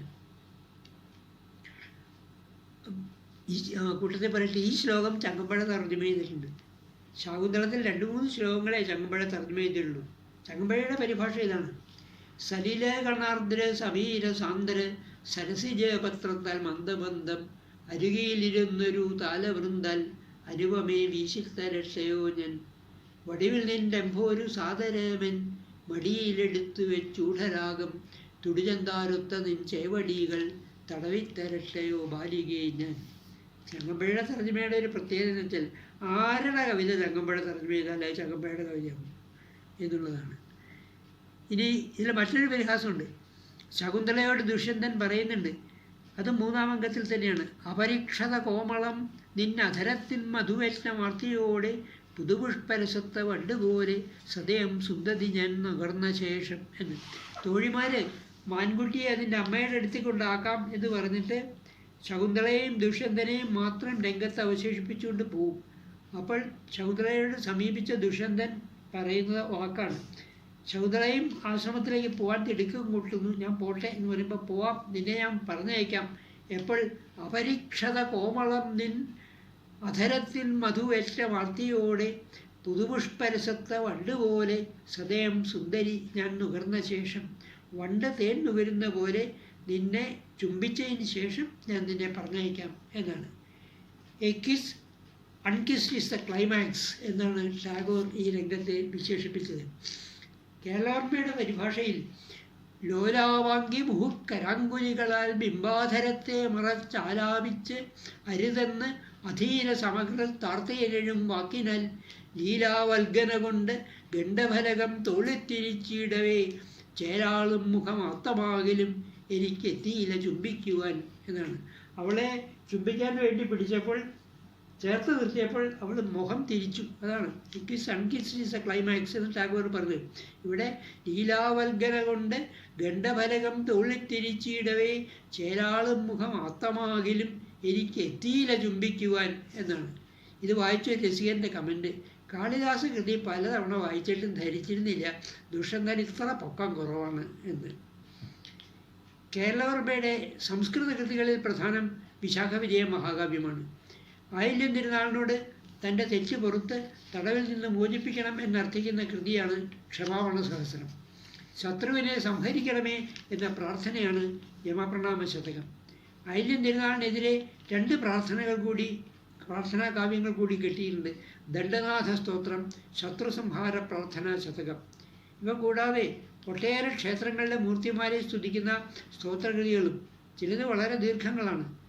തടവിലിരുന്ന കാലത്തെ രചനയാണ് ലളിതാംബികാ സ്തോത്രം, വ്യാഘ്രാലേശ ശതകം, ശോണാദ്രീശ സ്തോത്രം എന്നിവ. തന്ത്രവിദ്യാപരമായൊരു കൃതിയും അദ്ദേഹം എഴുതിയിട്ടുണ്ട്, ത്രിശത്യന്തരം എന്നു പേരായിട്ട്. വിശാഖം തിരുനാളിന് സമർപ്പിച്ച കൃതിയാണ് തുലാഭാര ശതകം. ശ്രീമൂലം രാമവർമ്മ മഹാരാജ അധികാരമേറ്റപ്പോൾ എഴുതിയതാണ് ശ്രീമൂല രാമവർമ്മ മഹാരാജ പാതാര ബിന്ദ ശതകം. വിക്ടോറിയ രാജ്ഞിയുടെ വജ്രജൂബിലി പ്രമാണിച്ചും അദ്ദേഹം ഒരു സ്തുതി കാവ്യം എഴുതി. ഇത് കൂടാതെ കംസവധം ചമ്പു, ശൃംഗാരമഞ്ജരി ഭാണം എന്നിവയും ഈ പണ്ഡിതൻ്റെ സൃഷ്ടികളാണ്. പലപ്പോഴും അലങ്കാര ബഹുലമാണ് രചന. മലയാളത്തിലേക്ക് കടന്നാൽ ഹനുമതുത്ഭവം, ധ്രുവചരിതം, മത്സ്യവല്ലഭ വിജയം, പ്രലംബവധം, പരശുരാമ വിജയം എന്ന 5 ആട്ടക്കഥകൾ, അമരുക ശതകം പരിഭാഷ, ശ്രീ നീലകണ്ഠ ദീക്ഷിതരുടെ അന്യാപദേശ ശതകത്തിൻ്റെ പരിഭാഷ, അഷ്ടമിരോഹിണി മഹാത്മ്യം, ശ്രീമദ് പത്മനാഭ പദപത്മ ശതകം, സ്തുതി ശതകം എന്നിങ്ങനെ പല കൃതികളുണ്ട്. അഷ്ടമിരോഹിണി മഹാത്മ്യം ഒരു കൈകൊട്ടിക്കളിപ്പാട്ടാണ്. നമുക്ക് കിട്ടിയിട്ടുള്ളൊരു വിവരം, കോയിത്തമ്പുരാൻ പിൽക്കാലത്ത് മദ്യപാനം ശീലമാക്കിയതാണ്. ഏറെക്കുറെ അതിനടിമയായി നാൾ അങ്ങനെ കുറഞ്ഞ കാലമുണ്ടായിരുന്നു. ശ്രീപത്മനാഭ പദപത്മ ശതകത്തിൽ കാദംബരി രസം അസംശയം ആസ്വദിച്ചേൻ എന്ന് അദ്ദേഹം പറയുന്നുണ്ട്. കാദംബരി രസം അസംശയമാച്ചേൻ. കാദംബരി സംസ്കൃതത്തിലെ ഒരു പ്രസിദ്ധ കൃതിയാണ്. അതിൻ്റെ രസം ആസ്വദിച്ചു എന്ന് മാത്രമല്ല, കാദംബരിക്ക് മദ്യം എന്നും അർത്ഥമുണ്ട്. ഞാൻ മദ്യത്തിൽ ലയിച്ചു എന്നാണ്. കാദംബരി രസം അസംശയം ആസ്വദിച്ചേൻ എന്നുണ്ട്. സംസ്കൃത കാവ്യമായ കാദംബരി ആസ്വദിച്ചു എന്നതിന് പുറമെ മദ്യാസക്തനായി എന്നും ഇതിനർത്ഥമുണ്ട്. കാദംബരി മദ്യത്തിൻ്റെ പര്യായമാണല്ലോ. പിന്നീട് ചിലരുടെ നിർബന്ധത്തിന് വഴങ്ങി കാദംബിനി കബരിമാരിലും ആരംഭിച്ചേൻ എന്നെഴുതി. കാദംബിനി എന്നാൽ മേഘം. മേഘം പോലെയുള്ള മുടിയോട് കൂടിയവരിലും ഞാൻ രസിച്ചു എന്ന് തിരുത്തിയുണ്ടാക്കുകയുണ്ടായി. ആ കാലഘട്ടത്തെ മനസ്സിലാക്കാൻ മയൂരി സന്ദേശിലെ ചില കുസൃതികൾ രസകരമായി തോന്നും.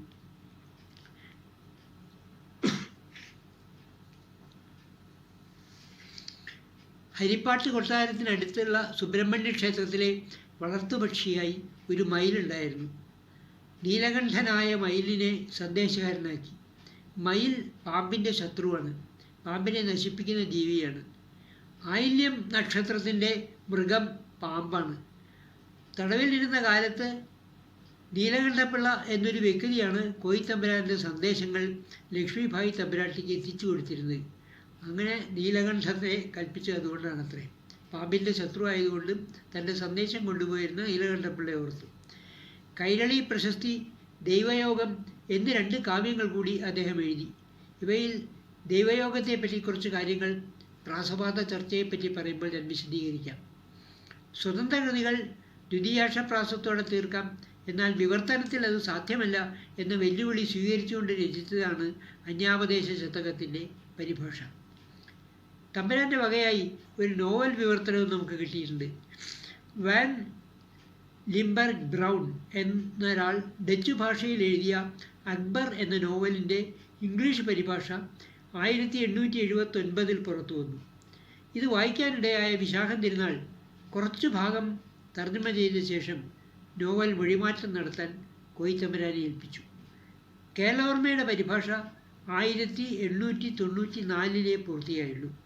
ചില ഭാഗം വിട്ടുകളഞ്ഞ് ചിലത് കൂട്ടിച്ചേർത്ത് ഒരു സ്വതന്ത്ര കൃതിയാക്കിയാണ് പുറത്തിറക്കിയത്. ടെക്സ്റ്റ് ബുക്ക് കമ്മിറ്റിയുടെ അധ്യക്ഷൻ എന്ന നിലയിൽ കുട്ടികൾക്ക് അധിക വായനയ്ക്കുള്ള ചില പുസ്തകങ്ങളും കോയിത്തമ്പുരാൻ രചിച്ചു. 100-ലധികം കഥകൾ കുട്ടികൾക്ക് വേണ്ടി അദ്ദേഹം എഴുതി. ഈസോപ്പ് കഥകൾ പരിഭാഷപ്പെടുത്തി.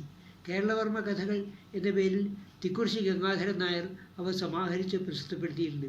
ഈ വലിയ സംസ്കൃത പണ്ഡിതനാണ് ഈ കുട്ടിക്കഥകൾ എഴുതിയത് എന്ന് നമുക്ക് തോന്നുക പോലുമില്ല. അത്ര ലളിതമാണ് അതിലെ പ്രതിപാദനം. നിസ്സാര കാര്യങ്ങൾ പോലും ശ്രദ്ധിക്കണം, ഇല്ലെങ്കിൽ അപകടം വരും. ഒരു കഥയുടെ ഗുണപാഠം അതാണ്. അതിന് അദ്ദേഹം പറയുന്ന കഥ ഇതാണ്. ഒരു പടയാളി കുതിരപ്പുറത്ത് യുദ്ധത്തിന് പോവുകയാണ്. കുറച്ച് ദൂരം പോയി കഴിഞ്ഞപ്പോൾ കുതിരയുടെ ഒരു ലാടത്തിൽ ഒരു കാലിൽ മുൻകാലിലെ ഒരു ലാടത്തുമ്പോൾ തറച്ചിരുന്ന ഒരാണി ഊരിപ്പോയി. ആ ലാടം അല്പം ലൂസായി. ഒരാണിയല്ലേ പോയുള്ളൂ. ചേട് കുതിര ഓടിച്ചു. കുറച്ച് കഴിഞ്ഞപ്പോൾ ആ ലാടം മുഴുവൻ വീണുപോയി. കുതിരയുടെ 3 കാലിലെ ലാടമുള്ളൂ. ലാടം ഇല്ലാത്ത കാലും കുത്തി ആണ് അത് ഓടുന്നത്. അതിന് ആ കാല് വേദന എടുത്ത് മുടന്തു വന്നു. ഒടുക്കം പടക്കളത്തിലെത്തിയപ്പോൾ മുടന്തൻ കുതിരപ്പുറത്ത് അയാൾ ആ യുദ്ധം തോറ്റു. ഒരാണി, നിസ്സാര അയാളുടെ ആണിയല്ലേ എന്ന് വിചാരിച്ച് അവഗണിച്ചുകൊണ്ടാണ് യുദ്ധത്തിൽ വലിയ പരാജയം വന്നത്. പിന്നെ കുട്ടിക്കാലത്ത് നിങ്ങൾ പഠിച്ചിട്ടുണ്ടാവുമോ എന്ന് എനിക്കറിയില്ല. ഞാനൊക്കെ പഠിക്കുന്ന കാലത്ത് സ്കൂളിൽ ഉണ്ടായിരുന്നൊരു കഥയാണ്. ഒരച്ഛനും മകനും കഴുതയെ വിൽക്കാൻ കൊണ്ടുപോകുന്നു. മകനെ കഴുതപ്പുറത്ത് കയറ്റിയിട്ട് അച്ഛൻ കൂടെ പോകും. കുറച്ചുകൂടെ ചെന്നപ്പോൾ ഒരാൾ ഇത് കണ്ടു. അയാൾ ചോദിച്ചു, എന്തൊരു കഷ്ടം, ആ വയസ്സനെ നടത്തിയിട്ട് ഈ ചെറുപ്പക്കാരൻ കുട്ടി കഴുതപ്പുറത്ത് കയറിയിരിക്കണം. വേഗം കുട്ടിയെ നിലത്തിറത്തി വയസ്സൻ കഴുതപ്പുറത്ത് കയറി. കുറച്ച് കഴിഞ്ഞപ്പോൾ മറ്റൊരുത്തനെ കണ്ടു. അയാൾ പറഞ്ഞു, കടുപ്പുണ്ടോ, തൻ്റെ കുട്ടിയല്ലേ, അതിനെ ഇങ്ങനെ നടത്തി കഷ്ടപ്പെടുത്തി താനീ കഴുതപ്പുറത്ത് കയറിയിരിക്കുകയാണ്. പിന്നെയും കുറച്ച് അപ്പോൾ ഇയാൾക്കത് കഷ്ടമാണല്ലോ. എന്നിട്ട് 2 പേരും കൂടെ കഴുതപ്പുറത്ത് കയറി. 3ാമതൊരാൾ ചോദിച്ചു, എന്തൊരു ദുഷ്ടതയാണോ നിങ്ങൾക്ക്, ആ പാവം കഴുതയുടെ പുറത്ത് 2 പേരും കയറിയിരിക്കുക, ഇതിപ്പോൾ ഏതാ നിങ്ങൾക്ക് ആ കഴുതയെ ചുമക്കുകയല്ലേ. എന്നിട്ട് ഒടുക്ക അച്ഛനും മകനും കൂടെ കഴുതയെ ചുമന്നുകൊണ്ടുപോയി. ഇതാണ് കഥ. ഇങ്ങനെയുള്ള കൊച്ചു ഒരുപാട് കഥകൾ അത് എഴുതിയിട്ടുണ്ട്. ഈ വലിയ സംസ്കൃത പണ്ഡിതനാണ് ഇത് എഴുതിയതെന്ന് തോന്നുകയില്ല. ഗൗരവമുള്ള വിഷയത്തെക്കുറിച്ച് പ്രൗഢങ്ങളായ ഉപന്യാസങ്ങളും അദ്ദേഹം എഴുതിയിട്ടുണ്ട്. ജന്മി വ്യവസ്ഥയെ പറ്റിയാണ് ഒരു ഉപന്യാസം. രാജവാഴ്ച, സ്ത്രീ വിദ്യാഭ്യാസം, ജനാധിപത്യം, ആരോഗ്യരക്ഷ, വേലയും കൂലിയും, പോസ്റ്റ് ആൻഡ് ടെലിഗ്രാഫ് എന്നിങ്ങനെ വിവിധ വിഷയങ്ങളെ പറ്റിയുള്ള ധാരാളം ഉപന്യാസങ്ങളുണ്ട്. മഹാന്മാരായ വ്യക്തികളെ കുഞ്ഞുങ്ങൾക്ക് പരിചയപ്പെടുത്തുന്നതാണ് മഹച്ചരിത സംഗ്രഹം. ഏറെ രസകരമായ ഒരു പുസ്തകമാണ് അദ്ദേഹത്തിൻ്റെ എൻ്റെ മൃഗയാസ്മരണകൾ എന്ന ഗ്രന്ഥം. വലിയ ആശ്രിതവത്സലനായിരുന്നു കോയിത്തമ്പുരാൻ. വള്ളത്തോളിൻ്റെ രാമായണ പരിഭാഷയ്ക്കും ഉള്ളൂരിൻ്റെ ഉമാകേരളത്തിനും അദ്ദേഹം ആമുഖം എഴുതിയിട്ടുണ്ട്. ഈ രാമായണം കേരളവർമ്മയും പരിഭാഷപ്പെടുത്തി, വള്ളത്തോളും പരിഭാഷപ്പെടുത്തി, പരസ്പരം അറിയാതെ. കുറച്ച് കഴിഞ്ഞിട്ടാണ് വള്ളത്തോളിൻ്റെ പരിഭാഷയാണ് കുറച്ച് മുമ്പോട്ട് പോയിട്ടുള്ളതെന്ന് മനസ്സിലാക്കിയപ്പോൾ കേരളവർമ്മ എന്നാലും ഞാൻ ബാക്കി തർജ്ജമ ചെയ്യുന്നില്ല, താൻ തന്നെ മതി എന്ന് പറഞ്ഞാൽ നിർത്തുകയുണ്ടായത്. ആമുഖത്തിന് വേണ്ടി ആര് സമീപിച്ചാലും അദ്ദേഹം കൃതിയുടെ നന്മ മാത്രം എടുത്തു പറഞ്ഞ് ഒരു മുഖവരി എഴുതി കൊടുക്കുമായിരുന്നു. സാഹിത്യകൃതികൾ കുറവായിരുന്നൊരു കാലത്ത് എല്ലാവരെയും പ്രോത്സാഹിപ്പിക്കുക എന്നതായിരുന്നു ഇത്തരം പോഷക നിരൂപണത്തിൻ്റെ ലക്ഷ്യം. ആന ചെറുതാണെങ്കിലും നെറ്റിപ്പട്ടം ചെറുതാവണ്ട എന്ന് കരുതി കാണും. ഏറ്റവും വലിയ നിരൂപകൻ കാലമാണ് എന്നും അർഹതയുള്ളത് മാത്രമേ അതിജീവിക്കൂ എന്നും അദ്ദേഹത്തിന് അറിയാമായിരുന്നു. ആ ഔദാര്യത്തിൻ്റെ ഫലമാണ് ഒട്ടേറെ ആമുഖങ്ങൾ. ശാകുന്തളത്തെക്കുറിച്ചുള്ള ഒരു ലേഖനത്തിൽ, ശാകുന്തള പാരമ്യം എന്ന ലേഖനത്തിൽ നാടകരചനയെപ്പറ്റി ചില കാര്യങ്ങൾ അദ്ദേഹം എടുത്തു പറയുന്നുണ്ട്. രസവിഘ്നം വരുത്തുന്ന ശബ്ദാടോപം അനീതമാണ്, അത്യുക്തി വർജിക്കണം, രസധ്വനി ദീക്ഷിക്കുന്നതിൽ ശ്രദ്ധ വേണം എന്നിങ്ങനെ ചില കാര്യങ്ങൾ. സിവിയുടെ ധർമ്മരാജ മികച്ച രചനയാണ് എന്നും അദ്ദേഹം പറഞ്ഞിട്ടുണ്ട്. മലയാള ഭാഷ ഔദ്യോഗിക ഭാഷയാക്കണം എന്ന് 1910 അദ്ദേഹം തിരുവിതാംകൂർ സർക്കാരിനോട് അഭ്യർത്ഥിച്ചു. ഭരണത്തിൻ്റെ താണതലത്തിൽ മലയാളം ഭരണഭാഷയായാലേ ജനഹിതം അറിയാനാവൂ എന്നായിരുന്നു കേരളവർമ്മയുടെ നിലപാട്. അക്കാലത്ത് കേരളവർമ്മ ഒരു സ്നേഹിതന് എഴുതിയ കത്തിൽ ഇങ്ങനൊരു വാചകം കാണാം: ബ്രിട്ടീഷുകാർ അട്ടയെ പോലെയാണ്, അവർ കുറച്ചുനാൾ കൂടി ഇന്ത്യയുടെ ചോര കുടിക്കും, എന്നിട്ട് അപ്രത്യക്ഷരാകും. താൻ ജീവിച്ചിരുന്ന കാലഘട്ടത്തിൽ മലയാള സാഹിത്യത്തിൻ്റെ ഗതിവിഗതികളെ നിയന്ത്രിച്ചിരുന്ന ഭാഷാഭൂഷണി സഭയുടെ അധ്യക്ഷനായിരുന്നു ഈ അതുല്യനായ ഭാഷാസ്നേഹി. കേരളവർമ്മയെ ചുഴന്ന് മലയാള സാഹിത്യ ചരിത്രത്തിൽ ചർച്ച ചെയ്യപ്പെടുന്ന ഒരു വിവാദത്തിൻ്റെ വിശദാംശങ്ങളിലേക്ക് ഇനി നമുക്ക് കടക്കാം.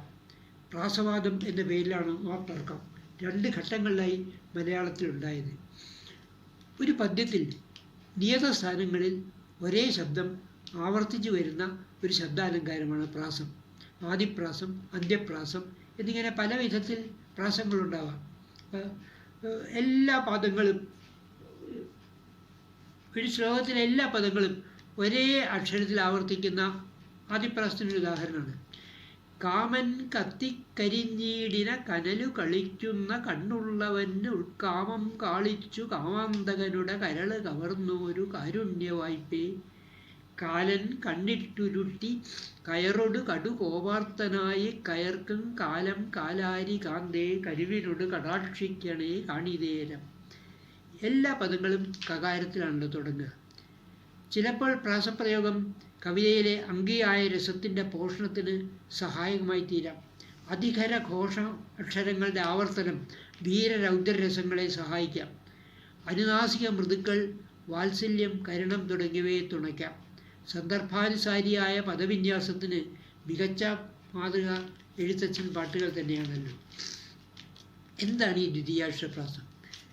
ഒരു ശ്ലോകത്തിലെ 4 വരികളിലും ഒരേ വ്യഞ്ജനം രണ്ടാമത്തെ അക്ഷരമായി വന്നാൽ ദ്വിതീയാക്ഷരപ്രാസമായി. താരതമ്യേന അടുത്ത NK ദേശത്തിൻ്റെ ഒരു രസികൻ ശ്ലോകം ഞാൻ ഉദാഹരണമായിട്ട് ചൂണ്ടിക്കാണിക്കാം. ശ്ലോകം ഇതാണ്, രസമുള്ള ശ്ലോകമാണ്, കേട്ടാൽ നിങ്ങൾക്ക് മനസ്സിലാവും, ശ്രദ്ധിച്ചാൽ അർത്ഥം മനസ്സിലാവും. ദൈവം പ്രത്യക്ഷനായി വന്ന് അഴകൊടു വരമർത്ഥിച്ചുകൊള്ളുകെന്നു ചൊൽകെ പാവം പയ്യൻ പറഞ്ഞാൻ ഇവനൊരു കിളിയായി തീരുവാനാണ് മോഹം. പയ്യൻ്റെ മുമ്പിൽ ഈശ്വരൻ വന്ന് എത്താൻ വരം വേണ്ടത് എന്ന് ചോദിച്ചു. എനിക്കൊരു കിളിയായാൽ മതി എന്നാണ് പറഞ്ഞത്. ദൈവം പ്രത്യക്ഷനായി വന്ന് അഴകൊടു വരമർത്ഥിച്ചുകൊള്ളുക എന്നു ചൊല്ലുകെ പാവം പയ്യൻ പറഞ്ഞാൻ ഇവനൊരു കിളിയായി തീരുവാനാണ് മോഹം. തൂവെള്ളപ്രാവ്, കൂമൻ, കുയിൽ, കുരുവി, കുളക്കോഴിയോ. ഇതിലേത് പക്ഷി അവിടെ നിന്നാണ്. തൂവെള്ളപ്രാവ്, കൂമൻ, കുയിൽ, കുരുവി, കുളക്കോഴിയോ വേണ്ടിതൊന്നും പ്രൈവറ്റ് ബസ്സിൻ്റെ മുൻവാതിലൊരു കിളിയായി ആലുവ കൊച്ചി റൂട്ടിൽ എന്നാണ്. ഇവിടെ വം, വം, വേ, വ എന്നിങ്ങനെയാണ് രണ്ടാമത്തെ വ്യഞ്ജനാക്ഷരങ്ങൾ വരുന്നത്. മറ്റൊരു ശ്ലോകം കൂടി വി.കെ. ഗോവിന്ദൻ നായരുടെ അവൽപ്പൊതി എന്നുള്ളതിൽ നിന്നുള്ള മനോഹരമായൊരു മുക്തകം ആണ്. ഠാണാവിൽ ജനനം വളർന്നത് ഇടയപ്പെണ്ണിൻ്റെ കൈത്തൊട്ടിൽ. കൃഷ്ണനെ പറ്റിയുള്ള ശ്ലോകമാണ്. എന്താണ് കൃഷ്ണൻ്റെ മേന്മ എന്ന് ചോദിക്കുന്ന ഒരു വ്യാജസ്തുതിയാണിത്. ഠാണാവിൽ ജനനം, ജനിച്ചത് ജയിലിലാണ്. ഠാണാവിൽ ജനനം വളർന്നത് ഇടയപ്പെണ്ണിൻ്റെ കൈത്തൊട്ടിൽ. അമ്മയല്ല, വേറൊരു സ്ത്രീയാണ് വളർത്തിയത്. വളർന്നത് ഇടയപ്പെണ്ണിൻ്റെ കൈത്തൊട്ടിൽ. പ്രാണൻ കാത്തത് പെൺകൊല കൊടുമയാൽ. ജീവൻ രക്ഷിച്ച് സ്ത്രീയെ കൊന്നിട്ടാണ് പൂതനാമോക്ഷം. സ്ത്രീകളെ കൊല്ലരുത് എന്നാണ്, പക്ഷെ ഇവിടെ തുടങ്ങിയത് സ്ത്രീ ഹത്യയോട് കൂടിയാണ്. പ്രാണൻ കാത്തത് പെൺകൊല കൊടുമയാൽ. വിദ്യാലയം ഗോഗൃഹം, തൊഴുത്തായിരുന്നു വിദ്യാലയം. ക്ഷോണീരംഭകളാം വ്രതാംഗനകൾ തൻ ജാരത്വം ഉദ്യോഗം. യൗവനായിക്കഴിഞ്ഞപ്പോൾ ക്ഷോണീരംഭകളായ ഗോപസ്ത്രീകളുടെ ഒപ്പായി. എന്താണാവോ തവ മേന്മ. ഇങ്ങനെ മേന്മ എന്താണെന്ന് എനിക്ക് മനസ്സിലാവുന്നില്ല. കംസവധമോ പാർത്ഥൻ്റെ സാരഥ്യമോ. അമ്മാവനെ കൊന്നു എന്നുള്ളതാണോ, അതോ വേറൊരാളുടെ വണ്ടി ഓടിച്ചു എന്നുള്ളതാണോ? എന്താ അങ്ങയുടെ മേന്മ എന്ന് മനസ്സിലാവുന്നില്ല എന്നാണ്. ഠാണാവിൽ ജനനം വളർന്നത് ഇടയപ്പെണ്ണിൻ്റെ കൈത്തൊട്ടിലിൽ. പ്രാണൻ കാത്തത് പെൺകൊല കൊടുവയാൽ. വിദ്യാലയം ഗോഗൃഹം. ക്ഷോണീരംഭകളാം വ്രതാംഗനകൾ നെഞ്ചാരത്വം ഉദ്യോഗം. എന്താണാവോ തവ മേന്മ. കംസവധമോ പാർത്ഥൻ്റെ സാരഥ്യമോ. ഇവിടെ നം, ന, നീ, നോ എന്നാണ് അക്ഷരങ്ങൾ. ഠാണാവിൽ, പ്രാണൻ, ക്ഷോണി, ദാണാവോ എന്നുള്ളതിൽ. ഇതാണ് ദ്വിതീയാക്ഷരപ്രാസം. ഇതിൽ നിന്ന് അല്പം ഭിന്നമാണ് സജാതീയ ദ്വിതീയാക്ഷരപ്രാസം.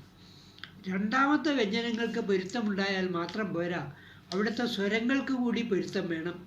അതായത് ഒന്നാം വരിയിലെ രണ്ടാം അക്ഷരം യാ എന്ന് ദീർഘമാണെങ്കിൽ 2, 3, 4 വരികളിലെ രണ്ടാം അക്ഷരവും യാ എന്ന് ദീർഘം തന്നെയാവണം. അല്ലാതെ ഈ, യു, എ ഇതൊന്നും പോരാ.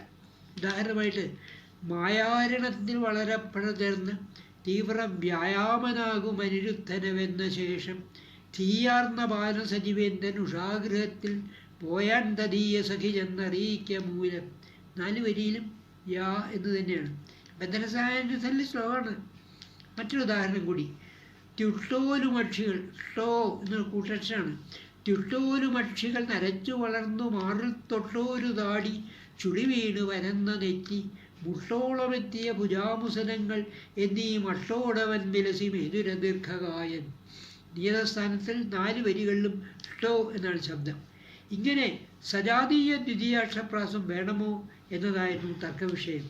ഒരു ക്ലേശവും കൂടാതെ ഉടനീളം സജാതീയ ദ്വിതീയാക്ഷരപ്രാസം പാലിക്കാൻ അന്നത്തെ കവികളിൽ മിക്കവർക്കും സാധിച്ചിരുന്നു.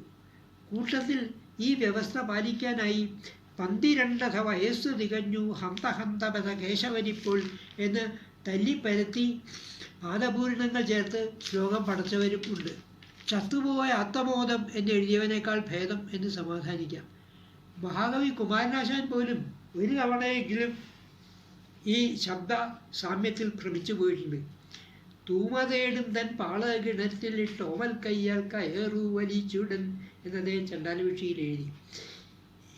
തൂമതേടും തൻ പാളകിണറ്റിലിട്ട് ഓമൽ കയ്യാൽ കയറു വലിച്ചുടൻ കോമളാങ്കി നീർ കോരി നിന്നിടവേ ശ്രീമാനാഭിക്ഷു അങ്ങു ചെന്നർത്ഥിച്ചാൻ എന്നാണ്. ഈ വരികളിൽ ഓമലിലെ മായോട് പൊരുത്തപ്പെടാനാണ് പാളയുടെ വിശേഷണമായി തൂമ വന്നത്. അല്ലാതെ എന്ത് തൂമയാണ് പാളയ്ക്ക്? ആശാനെപ്പോലെ ഒരു വശ്യവചസ്സിന് പോലും ഒരു തവണയെങ്കിലും ഇങ്ങനെ കാലിടണമെങ്കിൽ അല്പവിഭവന്മാരുടെ കാര്യം പറയേണ്ടതേ ഇല്ലല്ലോ. ഇനി ഇതിൻ്റെ ചരിത്രത്തിലേക്കാണ് നമ്മൾ കിടക്കുന്നത്. 1891 മനോരമയിൽ പ്രത്യക്ഷപ്പെട്ട മലയാള ഭാഷ എന്നൊരു ലേഖനത്തിൽ നിന്നാണ് പ്രാസവാദം ഉടലെടുക്കുന്നത്. കൃത്യകൃത്ത് എന്ന തൂലികാനാമത്തിലാണ് ലേഖനം പ്രത്യക്ഷപ്പെട്ടത്. കൃതികൃത്ത് എന്നായിരുന്നു തൂലികാനാമം എന്നൊരു അഭിപ്രായമുണ്ട്. പ്രാസം ഒപ്പിക്കാനായി എഴുത്തുകാർ നിരർത്ഥ പദങ്ങൾ സ്വീകരിക്കുന്നു, അസ്ഥാനത്ത് പദം മുറിക്കുന്നു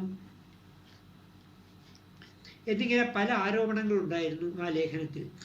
നിർഭാഗ്യമെന്ന് പറയട്ടെ, ആ ശ്ലോകത്തിന് ഒരു പ്രതികരണം, ആ ലേഖനത്തിന് ഒരു പ്രതികരണവും ഉണ്ടായില്ല. അച്ഛൻ കുപ്പയിലെ വെള്ളം കുടിച്ചു എന്നതുകൊണ്ട് മകനും കുപ്പയിലെ വെള്ളം കുടിക്കണോ എന്നാണ് പാരമ്പര്യം ചൂണ്ടിക്കാണിക്കുന്നവരോട് ചോദിക്കാനുള്ളത് എന്നും ലേഖകൻ പറഞ്ഞു വെച്ചു.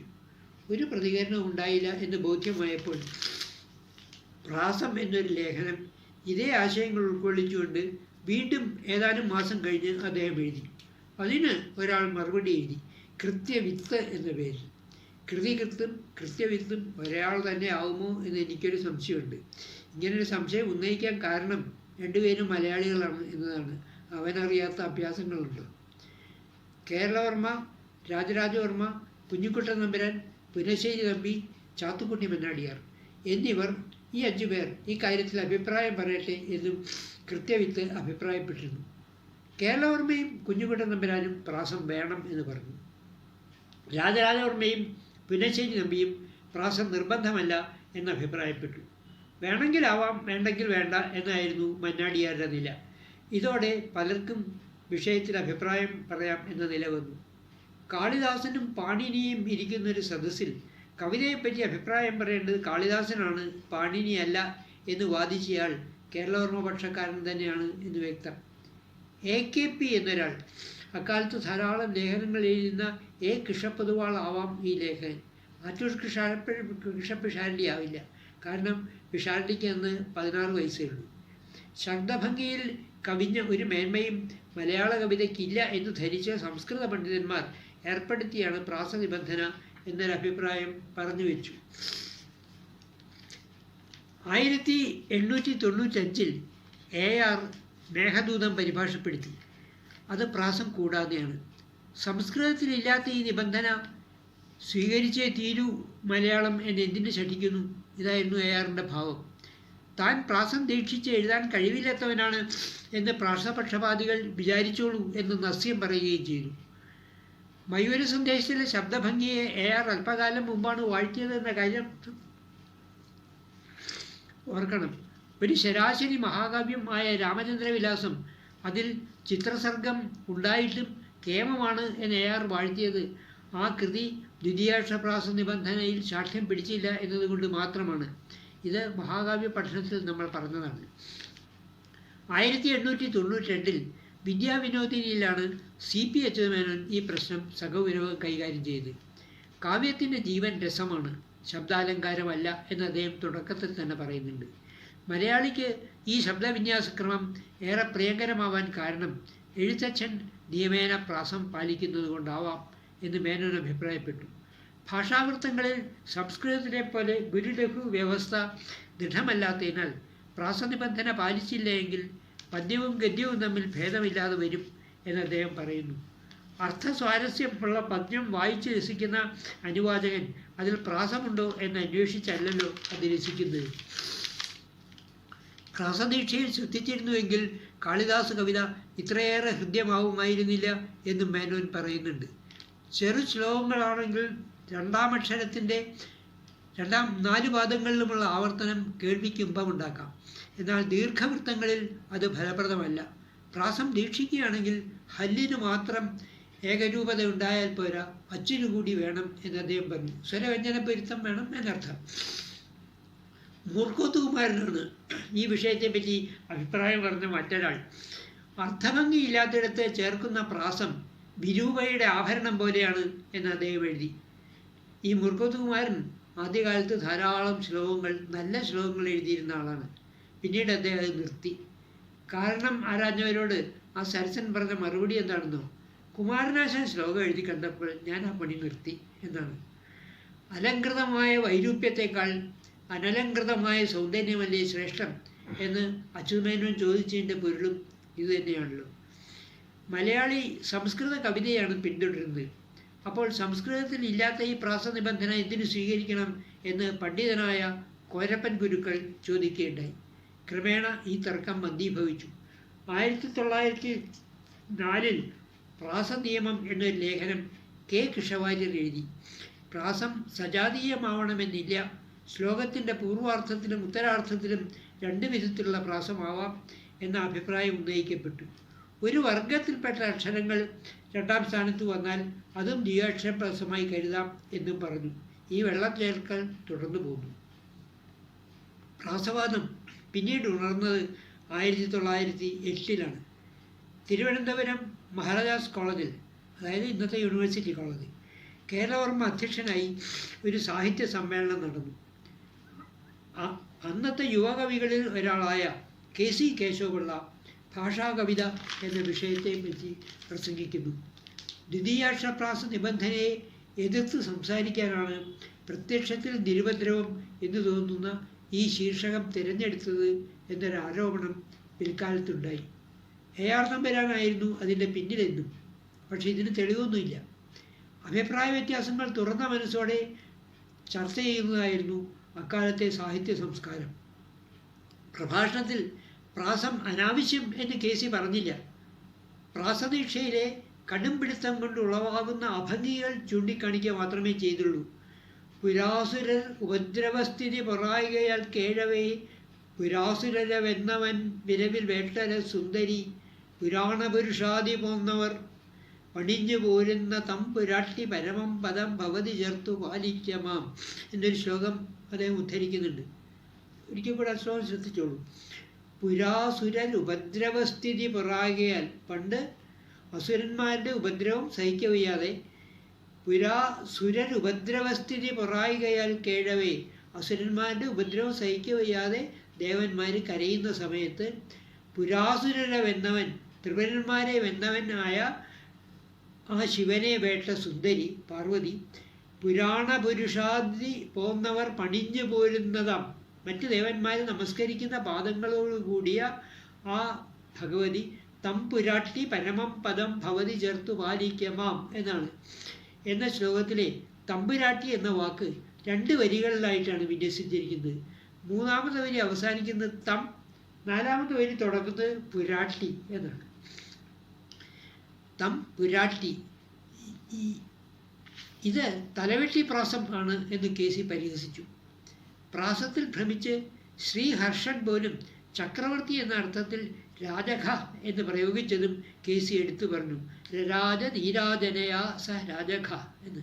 രാജഖ ശബ്ദത്തിന് രാജാവിനെ വധിക്കുന്നവൻ എന്നാണ് അർത്ഥം. ചക്രവർത്തി എന്നുള്ള അർത്ഥത്തിൽ രാജാവിനെ കൊല്ലുന്നവൻ എന്നാണ് പ്രയോഗിച്ചത്. പ്രാസത്തിന് വേണ്ടിയിട്ടാണ്. രാജ നീരാജനയാ സ രാജഖ എന്ന്. സാഹിത്യബാഹ്യം ആയ ഒരു ചോദ്യവും KC ഉന്നയിച്ചു. കവനകൗമുദിയിൽ പ്രസിദ്ധപ്പെടുത്തിയിരുന്ന കവിപ്പട്ടികയിൽ ARനെ ചേർക്കാതിരുന്ന് അദ്ദേഹം പ്രാസം വേണ്ട എന്ന നിലപാട് സ്വീകരിച്ചതുകൊണ്ടാണ്. തൻ്റെ ചില ആശയങ്ങളെ KC എതിർത്ത് സംസാരിക്കുമെന്ന് കേരളവർമ്മ ഊഹിച്ചിരുന്നുവോ? അറിഞ്ഞുകൂടാ. ഊഹിച്ചിരുന്നു, മറുപടി പറയാൻ തയ്യാറായാണ് വന്നത് എന്ന് MR ബാലകൃഷ്ണ വാര്യർ പറയുന്നുണ്ട്.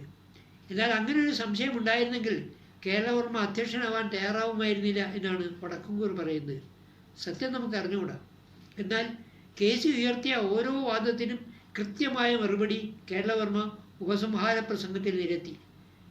KCയുടെ വാദങ്ങൾ അപക്വങ്ങളാണ് എന്ന് തെളിയിക്കുവാൻ കേരളവർമ്മയ്ക്ക് സാധിച്ചു. താൽക്കാലികമായി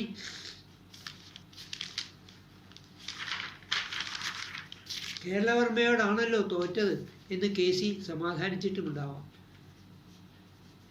രാജഖ ശബ്ദം രസസ്ഫൂർത്തിക്ക് വേണ്ടിയാണ് സ്വീകരിച്ചത്, പ്രാസത്തിന് വേണ്ടിയല്ല എന്ന് കേരളവർമ്മ വിശദീകരിക്കുക മാത്രമല്ല, അതിവാസനക്കാരനായ ഉള്ളൂരിനെ പോലെയുള്ളവർക്ക് പ്രാസം ദീക്ഷിക്കാൻ ഒരു പ്രയാസവും അനുഭവപ്പെടുന്നില്ലല്ലോ എന്നും പറഞ്ഞു. അതിൻ്റെ ധ്വനി പ്രാസദീക്ഷ പാലിക്കാൻ പറ്റാത്തവർ വാസനയില്ലാത്തവരാണ് എന്നാണല്ലോ. ഈ സമ്മേളനത്തിന് മുൻപ് തന്നെ പ്രാസവിഷയമായി ചില ലേഖനങ്ങൾ മാസികകളിൽ വന്നിരുന്നു. പ്രാസം എന്ന പേരിൽ ഒരു നമ്പ്യാർ എഴുതിയ ലേഖനത്തിൽ പ്രാസം ദീക്ഷിക്കാൻ പറ്റാത്തവർ കവിത എഴുതേണ്ട എന്ന് വരെ പറഞ്ഞു. പടയ്ക്ക് പോകാൻ തയ്യാറായവനെ പോകരുത് എന്ന് പറഞ്ഞ് ഭാര്യയെ കൈക്ക് പിടിച്ച് നിർത്തിയപ്പോൾ ആ കൈ മുറിച്ചു കളഞ്ഞ് പടയ്ക്ക് പോയവനെ പോലെയാണ് പ്രാസമില്ലാതെ കവിത എഴുതുന്നത് എന്ന് നമ്പ്യാർ പരിഹസിച്ചു. സമ്മേളനം കഴിഞ്ഞ് കുറച്ചു നാൾ കഴിഞ്ഞപ്പോൾ KC കേശവപിള്ള പ്രഭാഷണം ഒരു ലേഖനമാക്കി ഭാഷാഭൂഷണിയിൽ പ്രസിദ്ധപ്പെടുത്തി. ലേഖനത്തിൽ KC പറഞ്ഞു വെച്ച കാര്യങ്ങൾ ഇവയാണ്. 1. പ്രാസം കവിതയ്ക്ക് അതിൻ്റെ ശൈശവാവസ്ഥയിൽ ലഭിച്ചതാണ്. ഇപ്പോഴും അത് സ്വീകരിക്കുന്നതിൽ അർത്ഥമില്ല. 2. തമിഴ് രൂഢമൂലമായ പ്രാസം സംസർഗത്താൽ മലയാളത്തിലേക്ക് കടന്നതാണ്. 3. ശ്ലോകങ്ങളിൽ പ്രാസം വേണം എന്ന് സംസ്കൃതത്തിൽ നിർബന്ധം ഇല്ല. 4. ശബ്ദാലങ്കാര പ്രധാനമായ കൃതികളെ ആലങ്കാരികന്മാർ അധമകോടിയിലാണ് തള്ളിയിരിക്കുന്നത്. 5. പ്രാസനിബന്ധന നിരർത്ഥപദങ്ങളുടെ പ്രവേശനത്തിന് വഴിവെക്കുന്നു. ശ്വാസം നിലച്ചാലും പ്രാസം വിടില്ല എന്ന് ശഠിക്കുന്നവരെ AR പരിഹസിക്കുകയും ചെയ്തിട്ടുണ്ട്. ഈ പ്രൗഢലേഖനത്തിന് ഉള്ളൂർ മറുപടി എഴുതി. അരങ്ങിൽ ഉള്ളൂരും KC കേശവപിള്ളയും കരി നീക്കിയിരുന്നത് കേരളവർമ്മയും രാജരാജവർമ്മയും എന്നാണ് കേട്ടിട്ടുള്ളത്. കവിതയുടെ ശൈശവാവസ്ഥയിലാണ് പ്രാസം എന്ന ധാരണ ശരിയല്ല എന്നുള്ളൂർ മറുപടി പറഞ്ഞു. ഋഗ്വേദം, രാമായണം, ഭാരതം ഇവയിൽ പ്രാസമില്ല. എന്നാൽ പിൽക്കാലത്തെ രചനകളായ ഭോജ, ജയദേവ കൃതികളിൽ പ്രാസം കാണാം. ആലങ്കാരികന്മാർ പ്രാസാദി ശബ്ദം അലങ്കാരങ്ങളെ അധമകോടിയിൽപ്പെടുത്തിയിരിക്കുന്നു എന്ന വാദത്തിന് മറുപടിയായി ഉള്ളൂർ ചോദിച്ചത് ശബ്ദാലങ്കാരങ്ങളെ ശ്രദ്ധിക്കാതെ ഏതെങ്കിലും ആചാര്യൻ ഏതെങ്കിലും ശ്ലോകം എഴുതിയിട്ടുണ്ടോ എന്നാണ്.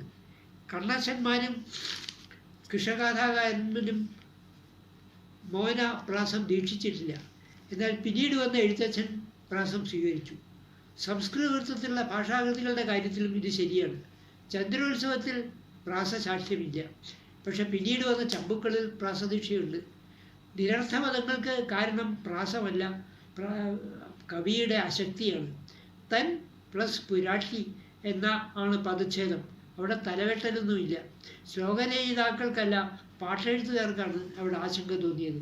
KC സംഗീതജ്ഞനായിരുന്നു. സരസഗായക കവിമണി എന്നാണ് അറിയപ്പെട്ടിരുന്നത്.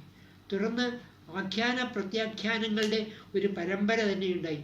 പരമാവധി പ്രാസങ്ങളുള്ളപ്പോൾ സജാതീയ ദ്വിതീയാക്ഷപ്രാസം കൂടിയേ തീരൂ എന്ന് ശഠിക്കുന്നത് ഊണിന് പരമാവധി ഉപദംശങ്ങൾ ഉണ്ടെങ്കിലും സാമ്പാർ മാത്രമേ കൂട്ടൂ എന്ന് പറയുന്ന പോലെയാണ് എന്ന് KC കേശവപിള്ള എഴുതി. ഉള്ളൂർ പട്ടരായിരുന്നല്ലോ, അതാണ് സാമ്പാർ എന്ന പദപ്രയോഗത്തിൻ്റെ ധർമ്മം. സാമ്പാർ ഉപയോഗിക്കുന്നത് അത് നല്ലതായതുകൊണ്ടാണ് എന്നും കഞ്ഞിവെള്ളം കൂട്ടി ഊണ് കഴിക്കുന്ന പോലെയല്ല എന്നും ഉള്ളൂർ തിരിച്ചടിച്ചു. നായന്മാരുടെ കഞ്ഞികൂടി പ്രസിദ്ധമായിരുന്നല്ലോ. വീരരസസ്ഫുരണത്തിന് വേണ്ടിയിട്ടാണ് രാജഖ എന്നുപയോഗിച്ചത്. അതിന് പകരം രാജരാജൻ, രണ്ടിനും ചക്രവർത്തി എന്നാണല്ലോ അർത്ഥം, എന്നുപയോഗിച്ചാൽ പോരാ എന്നുള്ളൂർ പറഞ്ഞത് രാജരാജവർമ്മയുടെ അനുയായിയായ KCയെ ചൊടിപ്പിക്കാൻ തന്നെയായിരുന്നു. പ്രാസദീക്ഷ കവിയുടെ സ്വാതന്ത്ര്യത്തെ തടയുമെങ്കിൽ വൃത്തദീക്ഷയും തടസ്സമാവില്ലേ എന്ന് സാഹിത്യപഞ്ചാനൻ ചോദിച്ചു. പ്രാസത്തിനായി കവി അർത്ഥം പരിഗണിക്കുന്നത് ദുർദേവതാ പ്രീണിതിക്കായി സ്വന്തം പുത്രനെ ബലികൊടുക്കുന്നതിന് തുല്യമാണ് എന്ന് ആശാൻ അഭിപ്രായപ്പെട്ടു. പക്ഷേ ഒരു രസമുണ്ട്. ARൻ്റെ നിര്യാണത്തിൽ ആശാൻ എഴുതിയ പ്രരോദനം എന്ന വിലാപകാവ്യത്തിൽ ദ്വിതീയാക്ഷരപ്രാസം ഉടനീളം പാലിച്ചിട്ടുണ്ട് എന്ന് ഓർക്കുക. പ്രാസത്തോടെ നല്ല കവിത എഴുതാം, ഇതാ ഇതുപോലെ എന്ന് പറയാതെ പറയുകയായിരുന്നുവോ ആശാൻ ചെയ്തത്? നളിനി ഖണ്ഡകാവ്യത്തിന് ARനെ കൊണ്ട് ആമുഖം എഴുതിച്ചപ്പോൾ ഇത് മനസ്സിലാക്കിയത് കൊണ്ടാണോ ശബ്ദത്തിൻ്റെ കാര്യത്തിൽ ഇത്ര സാക്ഷ്യം പിടിച്ചില്ല എങ്കിൽ കവിത കൂടുതൽ പ്രയോജനപ്രദമായേനെ, നന്നാവുമായേനെ എന്ന് ആശാൻ പറഞ്ഞത്? പ്രായേണ ദ്രാവിഡ ചൊല്ലുകളിൽ ഇടകല്ലിനും പ്രാസ സൗഭാഗ്യം ഉണ്ടായാലേ ലോകം രസിക്കൂ എന്നായിരുന്നു കുഞ്ഞിക്കുട്ടൻ തമ്പുരാൻ്റെ മതം. പ്രാസവാദികളെ മുട്ടുകുത്തിക്കാനായി KC കേശവപിള്ള 2 സമസ്യകൾ പ്രസിദ്ധപ്പെടുത്തി. ദുഷ്യന്തനും നൈഷധനും സമന്മാർ എന്നും കാർൽസ്നേന കാണാൻ കഴിയാ ജഗത്തിൽ എന്നും.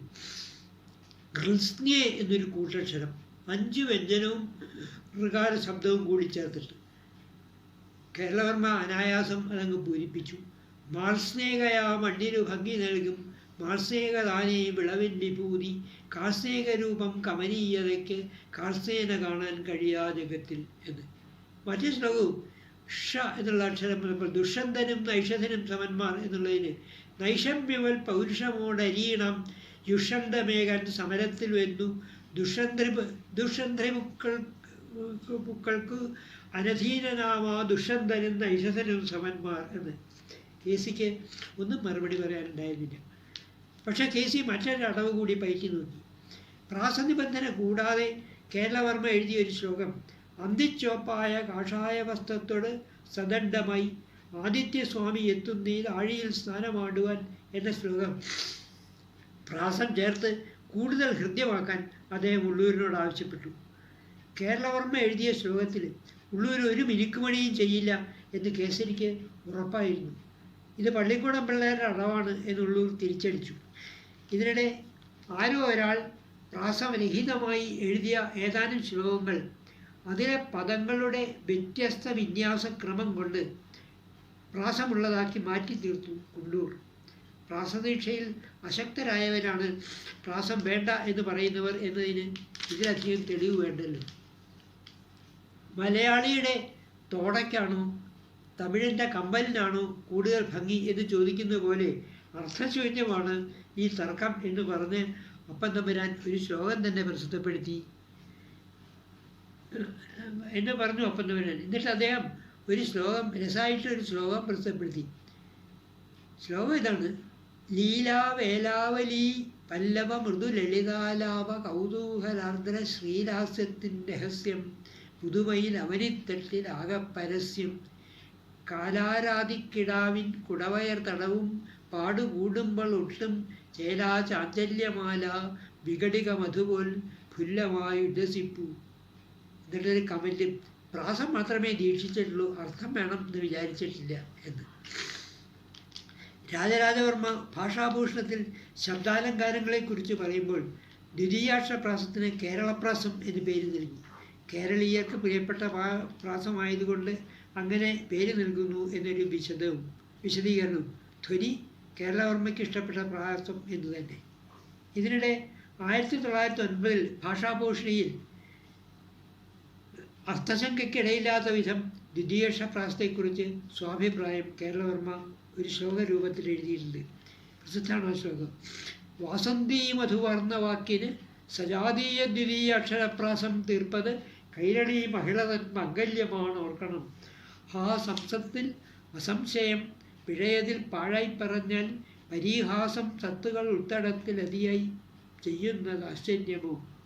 വാസന്തീ മധുവർണ്ണവാക്കിന് സജാതീയ ദ്വിതീയാക്ഷരപ്രാസം തീർപ്പത് കൈരണി മഹിളതൻ മംഗല്യമാണ് ഓർക്കണം.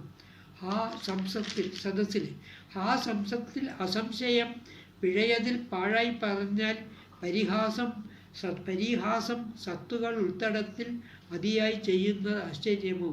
ഒരു സ്ത്രീക്ക് വിലയേറിയ പല ആഭരണങ്ങളും ഉണ്ടാവാം. എന്നാൽ ഏറ്റവും മൂല്യവത്തായി അവൾ കണക്കാക്കുന്നത് ഇത്തിരി പൊന്നു മാത്രമുള്ള താലിയാണ്. അതുപോലെയാണ് ദ്വിതീയാക്ഷരപ്രാസം കൈരളിക്ക്.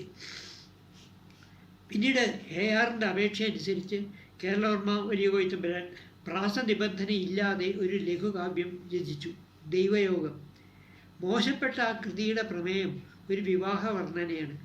നായകൻ വിവാഹവേളയിൽ വധുവിനെ മാലയണിയിക്കുന്നുണ്ട്, അവൾക്ക് പുടവ കൊടുക്കുന്നുണ്ട്, പക്ഷേ താലി കെട്ടുന്നില്ല. കൈരളി മഹിളയുടെ മംഗല്യം വേണ്ട എന്നാണല്ലോ പ്രാസവിരുദ്ധന്മാരുടെ നിലപാട്. അതൊരു മോശം കാവ്യമാണ്. പ്രാസമില്ലാതെ കവിത എഴുതിയാൽ ദാ ഇങ്ങനെ ഇരിക്കും എന്നാണ് കേരളവർമ്മ പറയാതെ പറഞ്ഞു വെച്ചത്. കേരളവർമ്മയുടെ വാസന്തീ മധുവാർന്ന എന്ന പ്രസിദ്ധ ശ്ലോകത്തിന് ഒരു ബിരുദൻ വാസന്തീ മധു വാർന്ന എന്ന അർത്ഥത്തിൽ വ്യാഖ്യാനം നൽകുക പോലും ഉണ്ടായി. കേരളവർമ്മയുടെ നിലപാട് അന്ന് ആളുകൾ എങ്ങനെ സ്വീകരിച്ചു എന്നറിയില്ല. ശരിയാണ് എന്ന നിലയിലായിരിക്കും സ്വീകരിച്ചിരിക്കുക. AR പക്ഷക്കാരൻ എന്ന് മുദ്രകുത്തപ്പെട്ട ആശാൻ കൂടി ARൻ്റെ ചരമത്തിലെഴുതിയ പ്രരോദനം എന്ന വിലാപകാവ്യത്തിൽ സജാതീയ ദ്വിതീയാക്ഷരപ്രാസം നിയമേന ഉപയോഗിച്ചു എന്ന് നമ്മൾ പറഞ്ഞു. മയൂര സന്ദേശത്തിൽ കേരളവർമ്മ ഇഷ്ട എന്ന കൂട്ടക്ഷരം പ്രാസമായിട്ട് ഉപയോഗിക്കുന്നുണ്ട്. ഇഷ്ടപ്രാണേശ്വരിയുടെ യോഗത്തിനാലും നരേന്ദ്രദുഷ്ടത്വത്താലൊരുവനുളവം മാനനഷ്ടത്തിനാലും കഷ്ടപ്പെട്ട പുരുഷനൊരു 4-5 കൊല്ലം കഴിച്ചാൽ ദിഷ്ടക്കേടാൽ വരുവത് പരിഹാരമില്ലാത്തതല്ലോ എന്നിങ്ങനെ. ശ്രവണകടുവായ ഇഷ്ട എന്ന ശബ്ദം അനായാസം പ്രാസമായി ഉപയോഗിക്കുന്ന പോലെ കരുണരസത്തോട് തൊട്ടടുത്ത് നിൽക്കുന്ന വിപ്രപ്രസംഗകരം അങ്കിയാകേണ്ടിടത്താണ് ഈ പദപ്രയോഗം. കരുണം അങ്കിയായിരിക്കേണ്ട വിലാപകാവ്യത്തിൽ പ്രരോദനത്തിൽ ആശാൻ അതുതന്നെ ഉപയോഗിച്ചിട്ടുണ്ട്.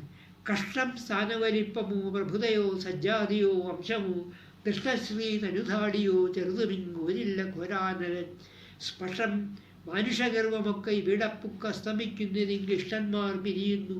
ഹാ ഇവിടമാണ് അധ്യാത്മവിദ്യാലയം. വാസ്തവത്തിൽ കേരളവർമ്മ പറഞ്ഞത് എന്താണ്? വാസന്തീ മധുവാർന്ന വാക്കിൽ പ്രാസം ചേർക്കുന്ന കാര്യമാണ്. വാക്കിലെ മധു അതിൻ്റെ അർത്ഥം ആണ്. അർത്ഥപൂർണമായ വാക്കിൽ ദ്വിതീയാക്ഷപ്രാസം എന്ന ഇത്തിരി പൊന്നിൻ്റെ അഴക് കൂടി വേണം എന്ന് കേരളവർമ്മ പറഞ്ഞുള്ളൂ. അർത്ഥമില്ലാത്തടത്ത് പ്രാസം അഴകാകും എന്നല്ല.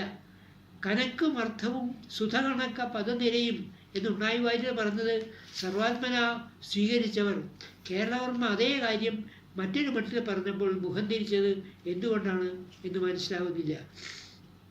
നിരവധി പേർ ഈ തർക്കത്തിൽ ഇടപെട്ടു.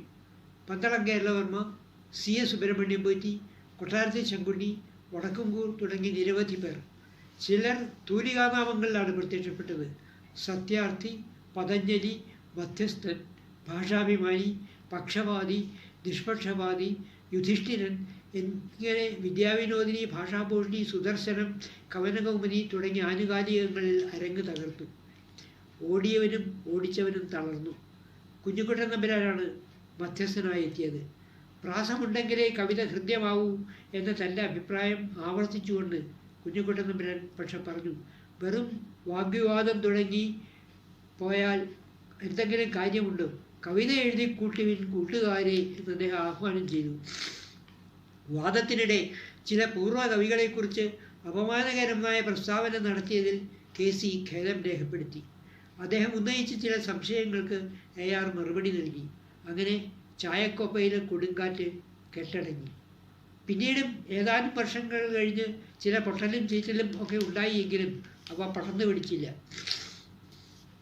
1945 സാഹിത്യ പരിഷത്ത് ത്രൈമാസികത്തിൽ ഡോക്ടർ കുഞ്ഞുണ്ണി രാജ എഴുതിയ ലേഖനം ഇതിനോട് ചേർത്ത് വായിക്കാം. കുഞ്ഞുണ്ണി രാജ പറയുന്നത് ഈ കാര്യങ്ങളാണ്. ലീലാതിലകം ദ്വിതീയാക്ഷപ്രാസത്തെ അനുപ്രാസം ആയി പറയുന്നുണ്ട്. പാട്ടിനെ പറ്റി പറയുമ്പോൾ ലീലാതിലകാരൻ ദ്വിതീയാക്ഷപ്രാസമായ എതുകയെപ്പറ്റി പറയുന്നുണ്ട്. ഉണ്ണിയാടി ചരിത്രത്തിൽ പലയിടത്തും ദ്വിതീയാക്ഷപ്രാസമുണ്ട്. എന്നാൽ ഉണ്ണിയച്ചി ചരിത്രത്തിൽ ഇല്ല. ചമ്പു ഗദ്യങ്ങളിലും ഇതില്ല. പ്രാചീന മലയാളത്തിൽ ദ്വിതീയാക്ഷപ്രാസം ഗണ്യമായിരുന്നില്ല എന്ന നിഗമനത്തിലാണ് ഡോക്ടർ രാജ എത്തുന്നത്. ഇവിടെ ഇതര ദ്രാവിഡ ഭാഷകളുടെ സ്ഥിതിയും അദ്ദേഹം പരിഗണിക്കുന്നുണ്ട്. തമിഴിൽ വെൺപാ വിരുത്തത്തിലേ ഈ പ്രാസം ഉള്ളൂ. തെലുങ്കിലും കർണാടകത്തിലും ഈ പ്രാസമുണ്ട്. കിളിപ്പാട്ടിൽ സജാതീയമല്ലെങ്കിലും ഈ പ്രാസമുണ്ട്. തെലുങ്ക് കർണാടകങ്ങളിൽ വ്യഞ്ജനൈക്യം നിർബന്ധമാണ്. എഴുത്തച്ഛൻ തെലുങ്ക് ലിപിയിലുള്ള അധ്യാത്മരാമായണമാണ് പരിഭാഷയ്ക്ക് ഉപയോഗിച്ചത് എന്നാണ് കഥ. അതായത് എഴുത്തച്ഛന് തെലുങ്ക് അറിയാമായിരുന്നു. തെലുങ്കിലെ പ്രാസ സമ്പ്രദായം എഴുത്തച്ഛൻ സ്വീകരിച്ചു എന്ന് വരാവുന്നതാണ്. ഇതിനെ കേരളവർമ്മ താലിയോട് ഉപമിച്ചത് മുതിർന്നതിന് ശേഷം സ്വീകരിക്കുന്ന ആഭരണം എന്ന അർത്ഥം ആക്കിക്കൊണ്ടുകൂടിയാവാം. ഇത് രൂപഭദ്രതാവാദത്തിൻ്റെ ആദ്യ പതിപ്പാണ് എന്ന് തോന്നാമെങ്കിലും അത് ശരിയല്ല. കവിത ജീവിതത്തിൻ്റെ പ്രതിഫലനമാവണം എന്ന ആദർശം ഒന്നും നിയോ ക്ലാസിക് സാഹിത്യത്തിലുണ്ടായിരുന്നില്ലല്ലോ. അതുകൊണ്ട് എന്ത് പറയണമെന്നതാണോ എങ്ങനെ പറയണമെന്നതാണോ പ്രധാനം എന്നിടത്തേക്കൊന്നും ഈ ചിന്ത വളർന്നില്ല. ഇത് ഭാഷാ പണ്ഡിതന്മാരുടെ ഒരു തർക്കം എന്ന നിലയിലേ കണക്കാക്കേണ്ടതുള്ളൂ. പ്രാസവാദം എന്ന പേരിൽ ഈ ലേഖകൻ അവയൊക്കെ സമാഹരിച്ചിട്ട് കേരള സാഹിത്യ അക്കാദമി പ്രസിദ്ധപ്പെടുത്തിയിട്ടുണ്ട് ഒറ്റ പുസ്തകമായി. അത് നോക്കിയാൽ കൂടുതൽ വിവരങ്ങൾ നിങ്ങൾക്ക് കിട്ടും.